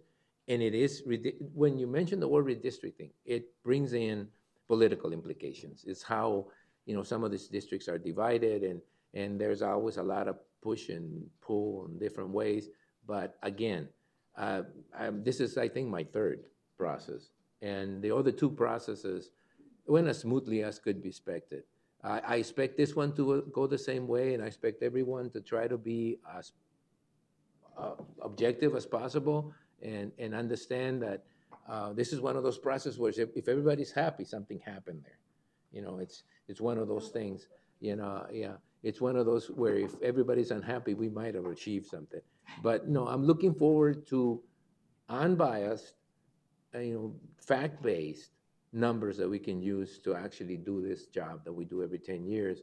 And it's difficult when you're making decisions based upon your own political makeup or whatever we want to call it. So I just wanted to get that out and say to everyone else, this is the part where we listen and where we try to learn as much as possible so we can make the best decision. Okay? And just in comment to that, in a couple of weeks, I'll be back for your board to establish the Redistricting Advisory Commission, which is going to take some of that partisanship hopefully out of the process so the voices of our community are truly heard. Do we get to appoint them? Yes. Yes. Well, then, Well, we're okay. going to create it first and then you appoint them. Oh, well, that's going to be tough. Patience. It's going to take a little bit. Well, Doctor, come up and, give us your spiel. Thank you. It's a pleasure to be here with Well, you take all. off your mask because I want to identify you. There we go. Say that is the problem with the in-person, most of the in-person meetings we're on. I just can't see anyone's faces, so this is better. Yeah, so, Zoom. Nice to speak to you, yes. So, pleasure to be with you. Again, I'm Doug Johnson from National Demographics. Was here 10 years ago working with the county on its process. I can imagine the emails you're getting. One of the challenges is the delay in the census data, which we were supposed to have by now, is that people now have 4 more months for conspiracies and internet rumors. A little bit of background, what you're getting in this team is kind of a combination of all the best in the state. Mr. Adelson, as I'm sure you saw, has worked both for the Department of Justice and then has worked on the jurisdiction side and worked for the Arizona Redistricting Commission 10 years ago. He has a perfect record of every map he's worked on, was pre-cleared by Department of Justice, and also survived, didn't fall under Section 2 challenge. Our firm obviously has done a lot of work. We also have kind of merged. 10 years ago, there was another firm, Redistricting Advisory Services, that did some of the counties, and NDC did Yuma and some of the other counties. Unfortunately, the head of Research Advisory Services passed away, and I've actually hired his project manager. So when you hear the rumors about one firm versus another, we're actually both firms put together. And Ivy will be kind of the day-to-day project manager for this project. So it's not just I do some and the RES folks do some. We're actually working together on all of these projects. And she's based here in Arizona. So similarly, we, as you say, redistricting is always controversial. There are all kinds of stories about us out there, some of which I would have had a much more interesting life if they were true. But we worked on 368, in the last 20 years, we've worked on 368 city, school district, and county districting and redistricting projects. Not one of them has been overturned by a court or by the U.S. Department of Justice. So 20 years, hundreds of projects, perfect record. So we're looking forward to working with Yuma again. This is obviously, as you likely remember from last time, it's a complicated voting rights situation where we have to be sure that we meet with all the requirements of the Federal Voting Rights Act, and can't get any better than Mr. Adelson to have on your team for that analysis. And we've done all the data work in the past and all that. So with that, the process, as you've probably heard, and I think was mentioned in the staff report, the state has changed the deadline. So now our deadline is not till July. We have lots of time, which is a big relief. There was a little bit of panic when we were writing this proposal about how fast we have to go. So now we have plenty of time to do we'll get the data, we'll do the detailed voting rights analysis and what's called a polarized voting analysis. so we can be sure the maps you do adopt will withstand legal challenge. Not a and come good way to with- call it, but. Pardon me? I don't know who chose polarized as the first word in that analysis, but Yeah. polarized voting analysis. It greatly predates our current Yeah. polarized, Yeah. partisan polarized. This is a voting rights. Unified voting Yeah. analysis, but anyway. So to make sure everyone has an equal opportunity in the eyes of the. Well, like I said before, this is going to be a process. It's not something that happens overnight, and it's something that takes a lot of analysis, is what it is. And at the end of the day, I can tell you, I went through two of them at least, and I had no particular issues with them. And again, that's really unnatural. Most of the time, there's always issues with these things, and hopefully we'll get to a point where those issues are minor and that we can get through them. I think you're a capable team. I mean, from what I've read and from what I've seen and what I've experienced before, you guys make up a very capable team. And you did mention the fact that given the current political environment, it's difficult to find common ground on a lot of this stuff, but that's going to be your task. And so I don't envy that task, but I'm looking forward to not having too many issues to get through. The census numbers, I think that the issue with census numbers are going to be the numbers actually. I think that COVID last year really made the census job almost undoable, unattainable. To get real numbers in San Luis or Somerton or even Yuma, it was a tough job to begin with because of the population type, the cultural thing. It's probably going to be much worse. I'm almost 100% sure. I'm never 100% sure of anything, but I'm 99% sure that the city of San Luis or the city of Somerton, even the city of Yuma, is going to be complaining about the final numbers. Because everyone complains. Everybody's going to complain about the final numbers. More substance to those complaints this time. All right. Before. Well, anyway, any other comments, guys? No? No? No? If not, sure. Chair, I just want to make a comment. I mean, your comments earlier, I hope this board really follows that, especially when appointing the committee, and that I can speak for myself. 10 years ago, I really had a very sour taste of the redistricting here in Yuma County. I was there in that podium several times and probably went to every meeting, and it was very, when the first time that I presented something, which was, I wasn't even really looking at it political, on the political side, but one of the committee members right away, as soon as they saw it, they didn't even give me a chance to explain, said that they were not voting for that at all. I remember, well, I don't remember that specifically. And that was really, for me, that was like, whoa, that was, I hope we don't see that today, this time, because, I mean. And I understand that. And I think it's different when you're sitting out there than when you're sitting up here, because at the end of the day, when you're sitting up here, you're going to be tasked with making that decision. When you're over there, you're making a comment. And like I said, this is not a process. It's going to be happy, kumbaya, whatever, for everybody. And the commission, which is what you're referring to, the commission, needs to understand they're going to get it from everybody. And, they need to take, you need to train them well in how to handle some of that stuff, so that when it gets to us, most of those issues are going to be worked their way through. And like I said, for us as a board, we're going to get a product. And once we get that product, Martin, Supervisor Porches, then you get a chance to go and remember, your experience and make sure that we'll make sure that message goes out to the board, that essentially we won't like to make anyone, no matter where you're coming from, feel like you're disenfranchised and that you can't, make a statement that's taken into account. That is their job, and that's going to be emphasized. No, and I hope that is followed, but and like you said, this is probably the only political item that we're gonna do or that we do. And I was told, actually, where I was standing right there by a board member, this is the only political item that we're gonna make a decision on it. And I mean, to me, it shouldn't be like that, but anyways, it is. It is. It's one of those issues where I said at the initial point, I don't think that The political Nobody's gonna be affiliation happy. plays a big part in most of the stuff we make a decision. 90-some% of the stuff is just mostly administrative. And I think that that was the biggest change for me when I went from mayor to supervisor, how little power we have as supervisors. But that's the one that gets political. And if I, without getting into a lot of details, quote, is viewed as whomever is in power makes the decisions, right? Well, here, I don't like to think that is that case. I like to think that at some particular point in time, we all gotta agree that what's important is to get through that with the least damage possible in relationships and so forth. So mentioning that up front, I think helps set the stage, and it should give that committee, the redistricting committee, some guidance in what we'd like to see. We'd like, as much as possible, we'd like to see some sort of united response, actions towards this thing that makes our jobs a lot less difficult.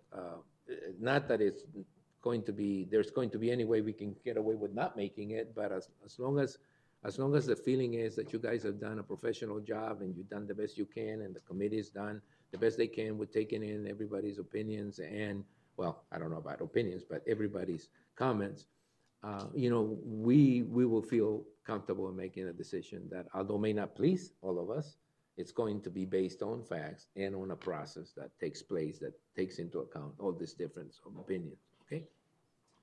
And just to follow up on that, it really is true. Redistricting can get to be very political or can be very kumbaya to a degree. The tone all comes from the commissions named and all of you.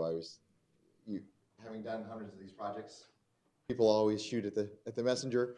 I always say, we did the work for the cities of Murrieta and Temecula, where you probably heard about when the protesters were stopping the buses with the kids on them, and we did the work for Santa Cruz and for Compton and Carson. So we are technicians here to make sure that your process is open and full.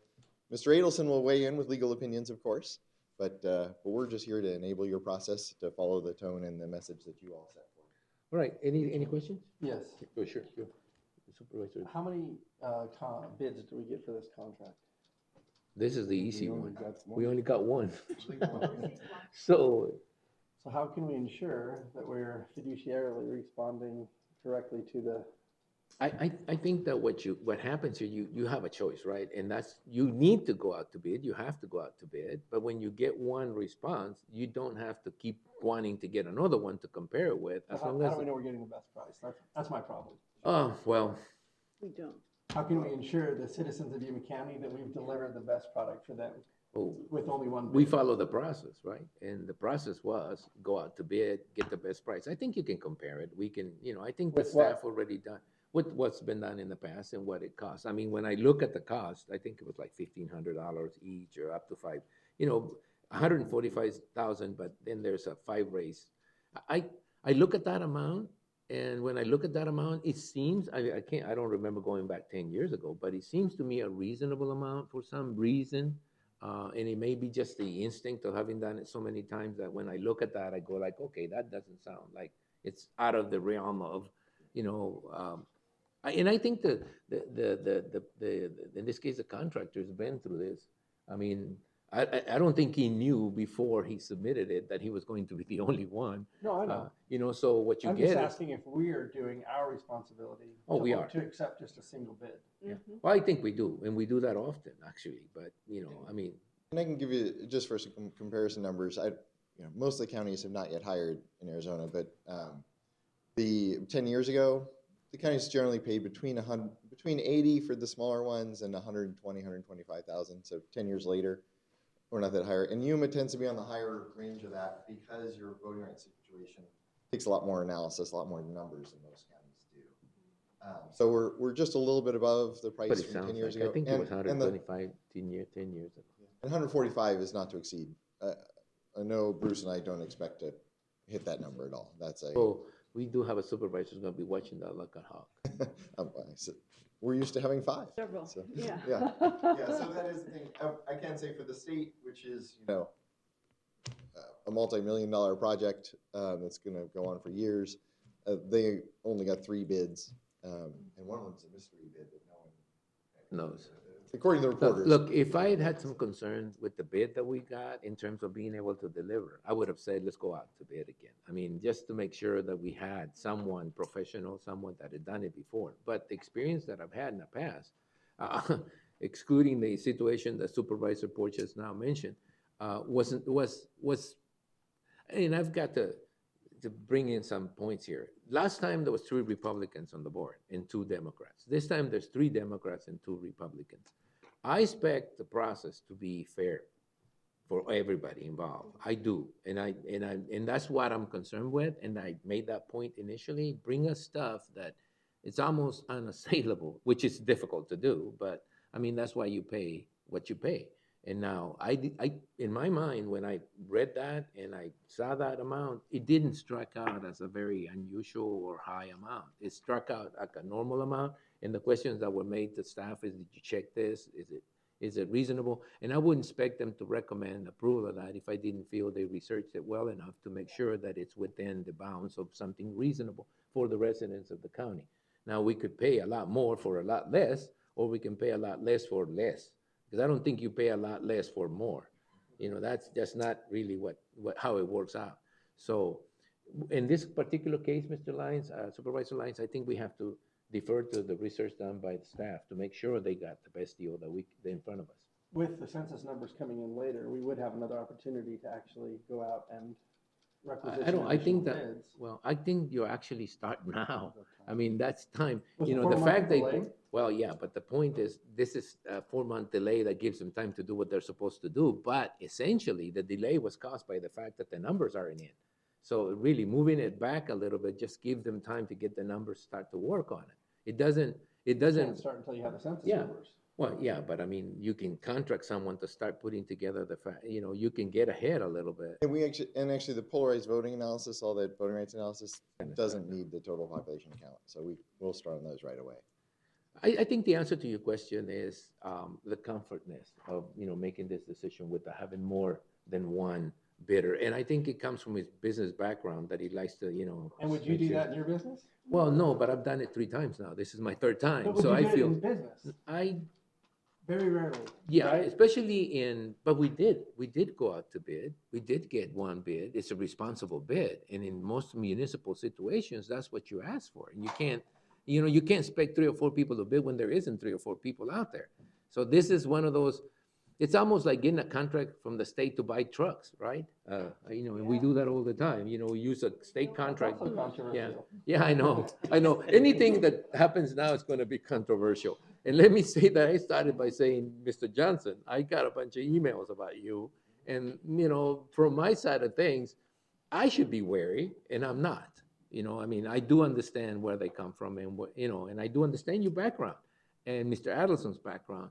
And what I'm saying is I think that you guys provide a balanced approach to this thing. It might have been that some particular point in time, somebody could say, well, I was ugly and now I'm not, or whatever. But that's, that there's always going to be that. I think that the answer to your question without expanding on it is that we have done everything that we can to try to get the best deal for the residents of Yuma County. And that at the end, the outcome is going to be what's important. I've always told people in Yuma County, look, you pay for the government you want, the one you put in. So I appreciate the thought process behind that, but I think we've done everything we could do at this particular time. And I don't think we have time to wait for another round and see if somebody else comes up. I think if the response wouldn't have been from if it had been from a mystery, That's what I was going to say. if it had been from a mystery, inexperienced person, I would have said, wait a minute, let's go out again and get somebody that we can trust to do the job. This, I think, I have some trust that you can do the job. You've done it before many countless times. So it's only the price now that really brings in this. And I think it's been done by the staff. I would feel comfortable doing this and telling the people in Yuma County, we hired the best that was available at the time. Okay? So far the other counties that went out also only got one. Let's not get into that. It's just reinforcing your point that this is a weird business. I always say, I don't have a busy time of year. I have a busy year of the decade.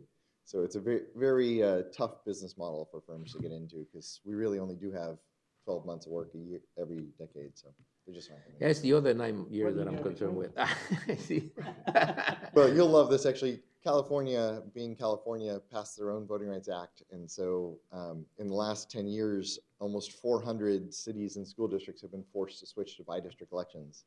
So we used to do public opinion polling and government relations work off years, but now you're busy all the time doing redistricting stuff. California is the golden state for an entirely different reason right now for those of us in this field. And they only get 1 or 2 bids, even though there's a... Oh, it's a very specialized industry, the redistricting industry. It's a controversial one, it's specialized. Anyway, a lot of comments. Anything else? If not, I'll entertain the motion to approve the item as presented.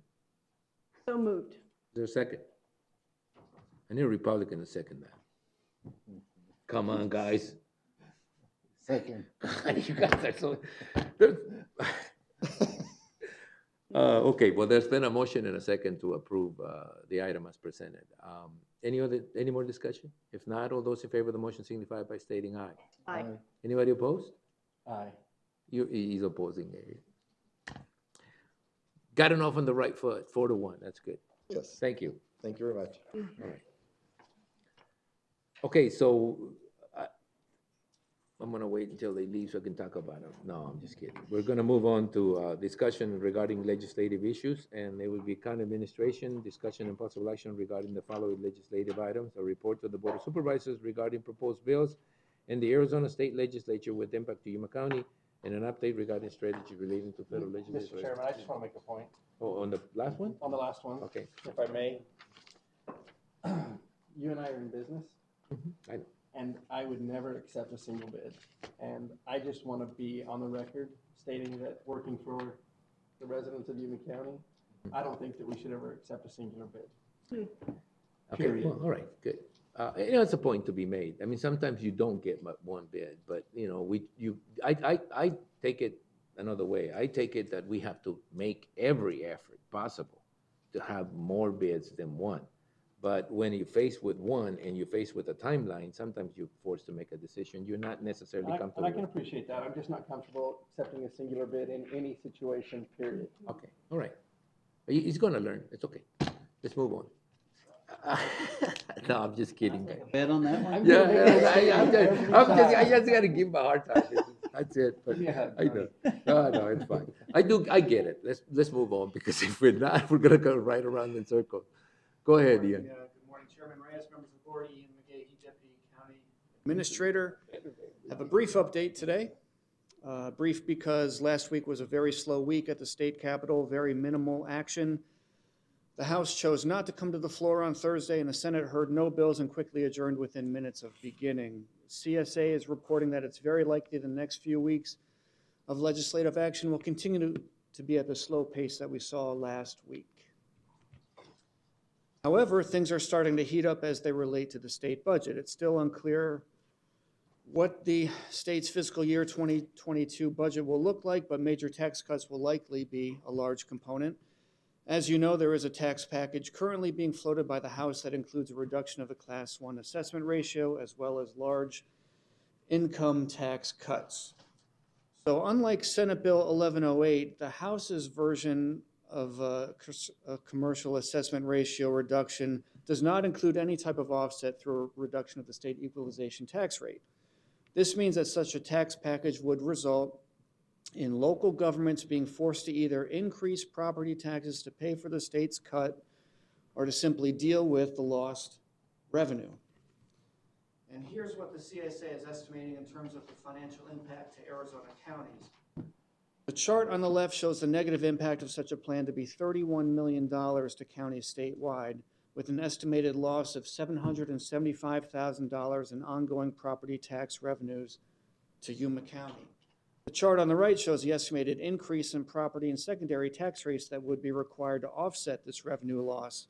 Here in Yuma County would be a 6-cent increase. No formal bill has been dropped at this point, and it is unclear what the timeline of this potential tax bill might be. Our next discussion of legislative items with our state reps is scheduled for this Friday, April 23rd at 3 p.m. As usual, it will be a Zoom meeting. The agenda will be going out shortly, so please let me know if there are any specific items you'd like to discuss with our legislative team as soon as possible. Last week, the U.S. Treasury released its guidance on pre-award requirements outlining immediate steps counties need to take to receive direct payments from the U.S. Treasury authorized by the American Rescue Plan Act. There honestly wasn't much to it, as the information provided is essentially already required for entities receiving federal grant funding. In related developments, the Treasury did announce that they created a new office dedicated to the distribution of rescue plan funds to state and local governments, and Treasury also launched a new website with general resources on COVID-19 relief, including the local physical recovery funds from the American Rescue Plan Act. And NACO is reporting that guidance related to specific allowed usage of funds will be available in late April or early May. And that's my report. I'll be happy to answer any questions you might have. Oh, I mean, the question you asked me last week was about meeting with our state legislatures, whether we do it this week or next week. My reaction to that was, let's do it as early as possible so that, because the legislature has a tendency to ram everything on a few days or a few hours. We're in April. They normally, when they get to 120 days, everybody starts getting, even before 120 days, everybody starts getting antsy about, staying longer. So I don't expect them to be around a lot during May, for example. So I believe that if any board member has any particular issues with any particular action that may or may not be taken, or any bills that are out there that concern you, that you get it ready and get it in front of them by this Friday at 3. I think we'd schedule the legislative, summit, not summit, but, well, I can call it a summit, at 3 p.m.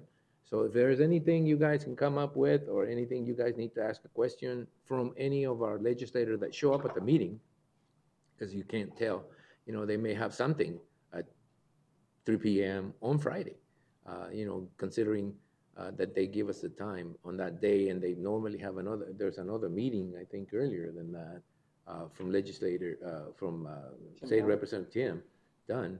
So it may be a little bit conflicting. I do try to keep those meetings to an hour and a half, so that we don't have to take up all afternoon on them. But again, as the time for sign die, I think they call it, it's approaching, a lot of these bills are going to be passed through. And I'm not concerned with the philosophical twist on them. Whether the Republicans or Democrats, we should be concerned whatever impact they have on our budget, which is the only thing that we really do here that really presents problems if we have to compensate. And that's really what your presentation was about. They're thinking about this, they're thinking about that, and all we probably can do is just simply let them know, whatever you do, try to be as neutral as possible, or if you do something, allow us to compensate in a way that doesn't impact the residents of Yuma County.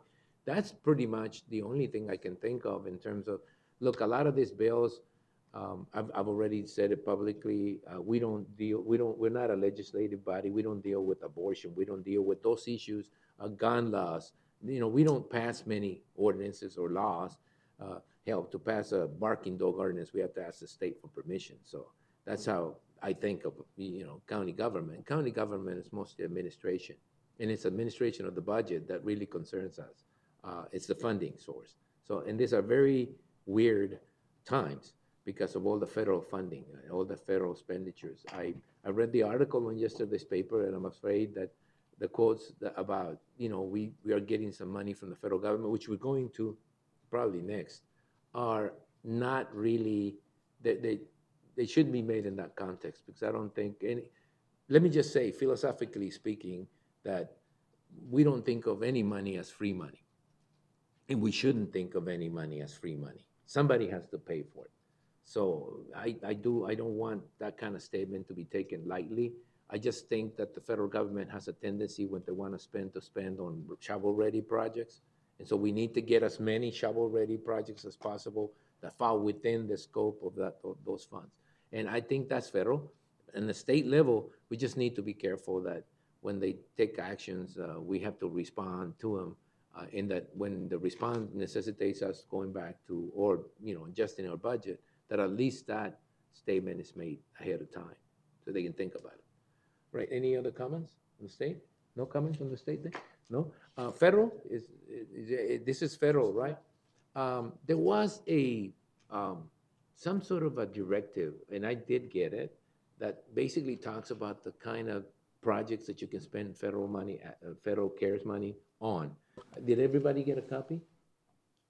It's Yeah. very preliminary at this point, the four major items, but we're all waiting for the U.S. Treasury guidance to come out with a lot more details. Right, well, one of the things that I really feel close to my heart anyway is the broadband project. I think that no matter which way it comes about, I mean, no matter whether it comes through the CARES Act or some sort of infrastructure bill or something, there's probably going to be some money allocated to deal with that issue. And that's the issue I like to push as much as possible, as quickly as possible, because those people who are ready to go are going to go. And it's going to be like Supervisor Lyons said a minute ago, it's going to be a bidding situation. And as much as we talk to one set of providers and there's another set of providers and everything else, as soon as we can, we need to have some sort of a process to bid out whatever, and we need to make a decision what that infrastructure is going to look like, cost it out, and be ready to go out and get the provider, because everybody else is going to be doing the same thing. Right, and that's why the board is so strongly emphasizing broadband, and that's why we have the task force on broadband that's representatives of all county, of the entire county, and we're moving very quickly, as quickly as possible. Well, thank you, because again, I know the wheels of government move at a different pace than most wheels. So I just want to make sure that we're not caught in a situation where, 15 counties in Arizona are all going to want the provider to be, they're going to want first, to be the first ones. And I like to think that even if we're not the first ones, we want to be some of the first ones to get, some of this assistance, because it's going to be a situation that is going to get into a frenzy. Everybody's going to want something done quickly because that's what we want to do. And I don't think we're the only ones, from what I hear. The other counties are looking at the same thing. So thank you very much, and keep the work up, and let's get it moving. Right? Thank you. All right, the next item is events calendar, current events. Chairman entertains, okay. Board members and county administrators will report and may discuss events attended or to be attended on behalf of the county, may present a brief summary of current events, and may update the schedule for future Board of Supervisors meeting as appropriate. No legal action will be taken. Supervisor Pancrazy? Yes, I will. Hold on. Okay. Okay. I attended the emergency management meeting, the monthly meeting that they have. I attended a webinar from the U of A on seawater desalinization from the Sea of Cortez. I attended the CSA Legislative Policy Committee. I attended the special work session for our board. I attended the Arizona at Works board meeting. I attended a Zoom meeting on the latest progress of the biosciences in Arizona. I attended the Arizona County Supervisors Association's executive board meeting, and then their board of directors meetings. And then I attended the new supervisor meetings and they discussed our public pension program with them. And that's it. All right. Supervisor Lyons? Probably the most important, as you were just discussing, was the broadband meeting that Susan chaired, and to encapsulate basically all the work that has been done up to this point in time, bring everybody on board, and set a direction moving forward. As you mentioned, Mr. Chairman, there's lots of competitive interest throughout the state and in regional areas. So I think that we had a great kickoff meeting as far as establishing what needed to happen so that we could move forward and bring a plan and then be shovel ready, as you said. Also listened in on a state call where it was proposed a statewide approach, bringing the counties on board. I like our centralized Yuma County approach. We're going to be competing with a lot of those same dollars and or contractors like you discussed. But having something ready and being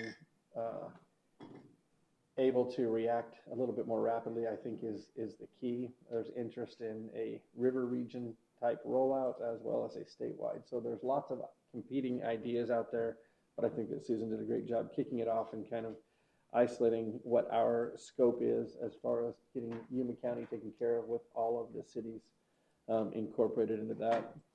A couple of different CSA meetings, had several conversations with the legislators and met with many of them on Friday night as well as the governor.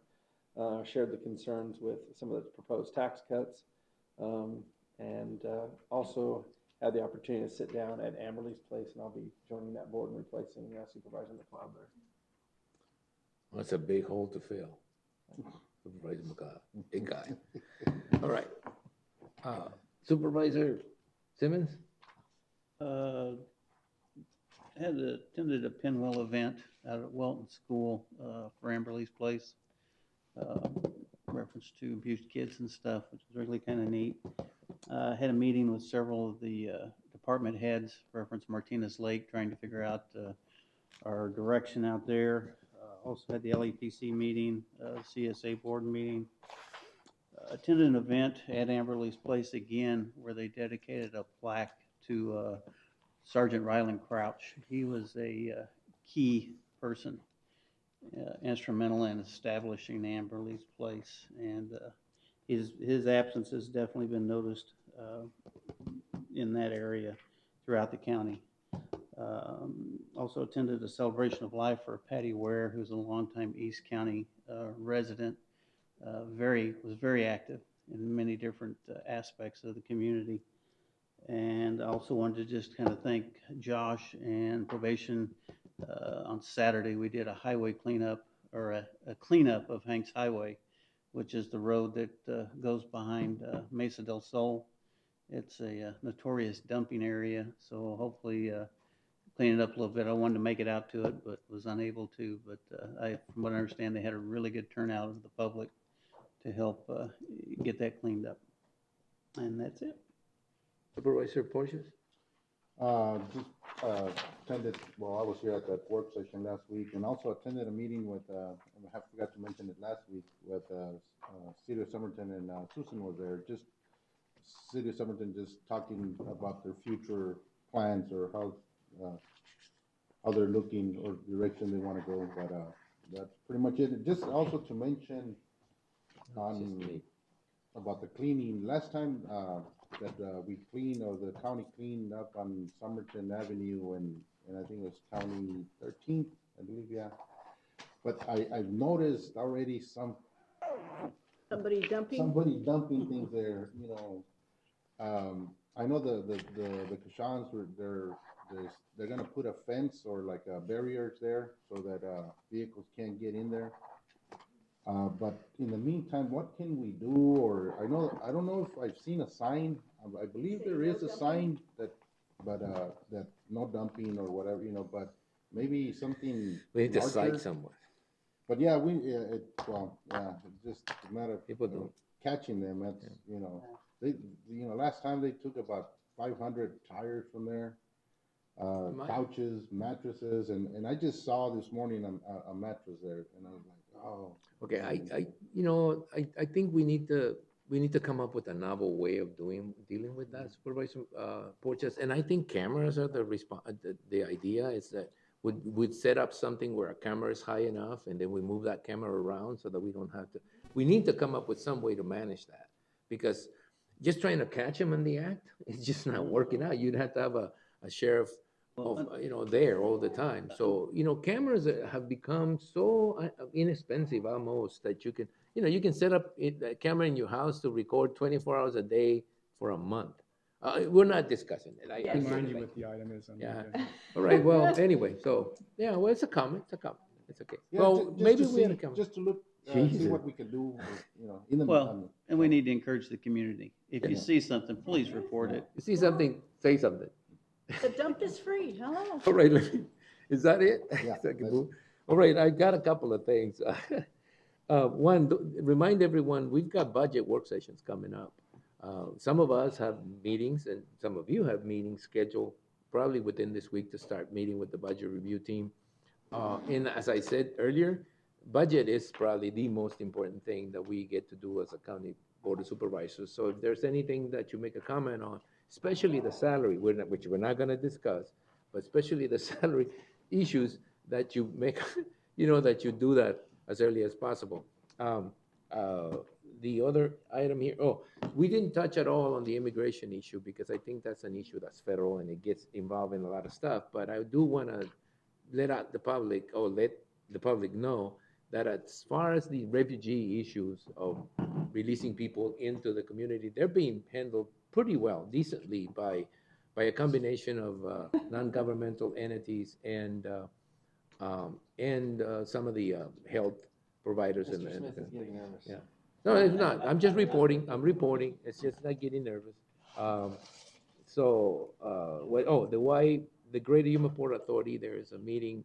I am scheduled to attend the meeting on next Thursday with Greater Yuma Port Authority, and I think we'll be bringing in some more detailed report on what's going on there, so we don't surprise anyone when we come back. We're going through a lot of development on that area down there, and down at the San Luis Port of Entry, there's a lot of stuff happening, and I just wanted to report.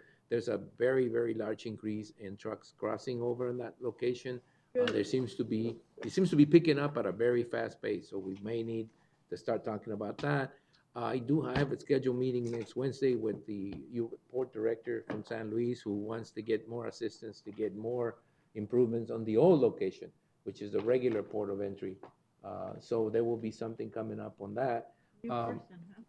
And I think I'm gonna leave it at that. There's plenty of stuff to go around, but I mean, that's pretty much it in terms of right now, without the attorney getting in my case.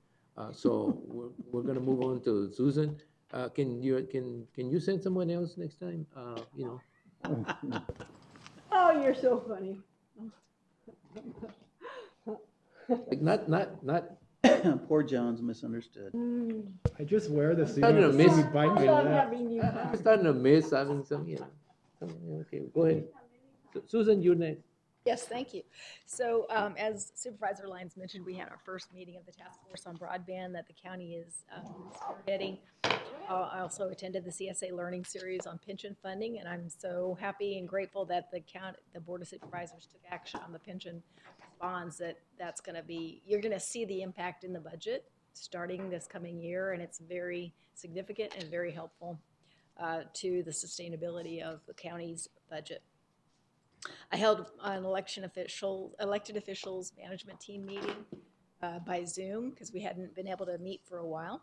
We also, as Supervisor Simmons mentioned, a large group meeting of multiple departments across the county related to the Martinez Lake districts, the fire district and the road improvement district in particular. And now we do have some action steps that we can give guidance to those districts about things that they need to do to make sure that they are in compliance with any statutes, as well as all election laws and their authorities and their geographic boundaries. So I'll be reaching out to those districts, those board members, to let them know what they need to do. We're trying to assist them as much as possible. All right. Anything, attorney? Attorney would say nothing? Okay. Anyone else? If not, then, in one of those weird situations, we end up early today. So thank you very much.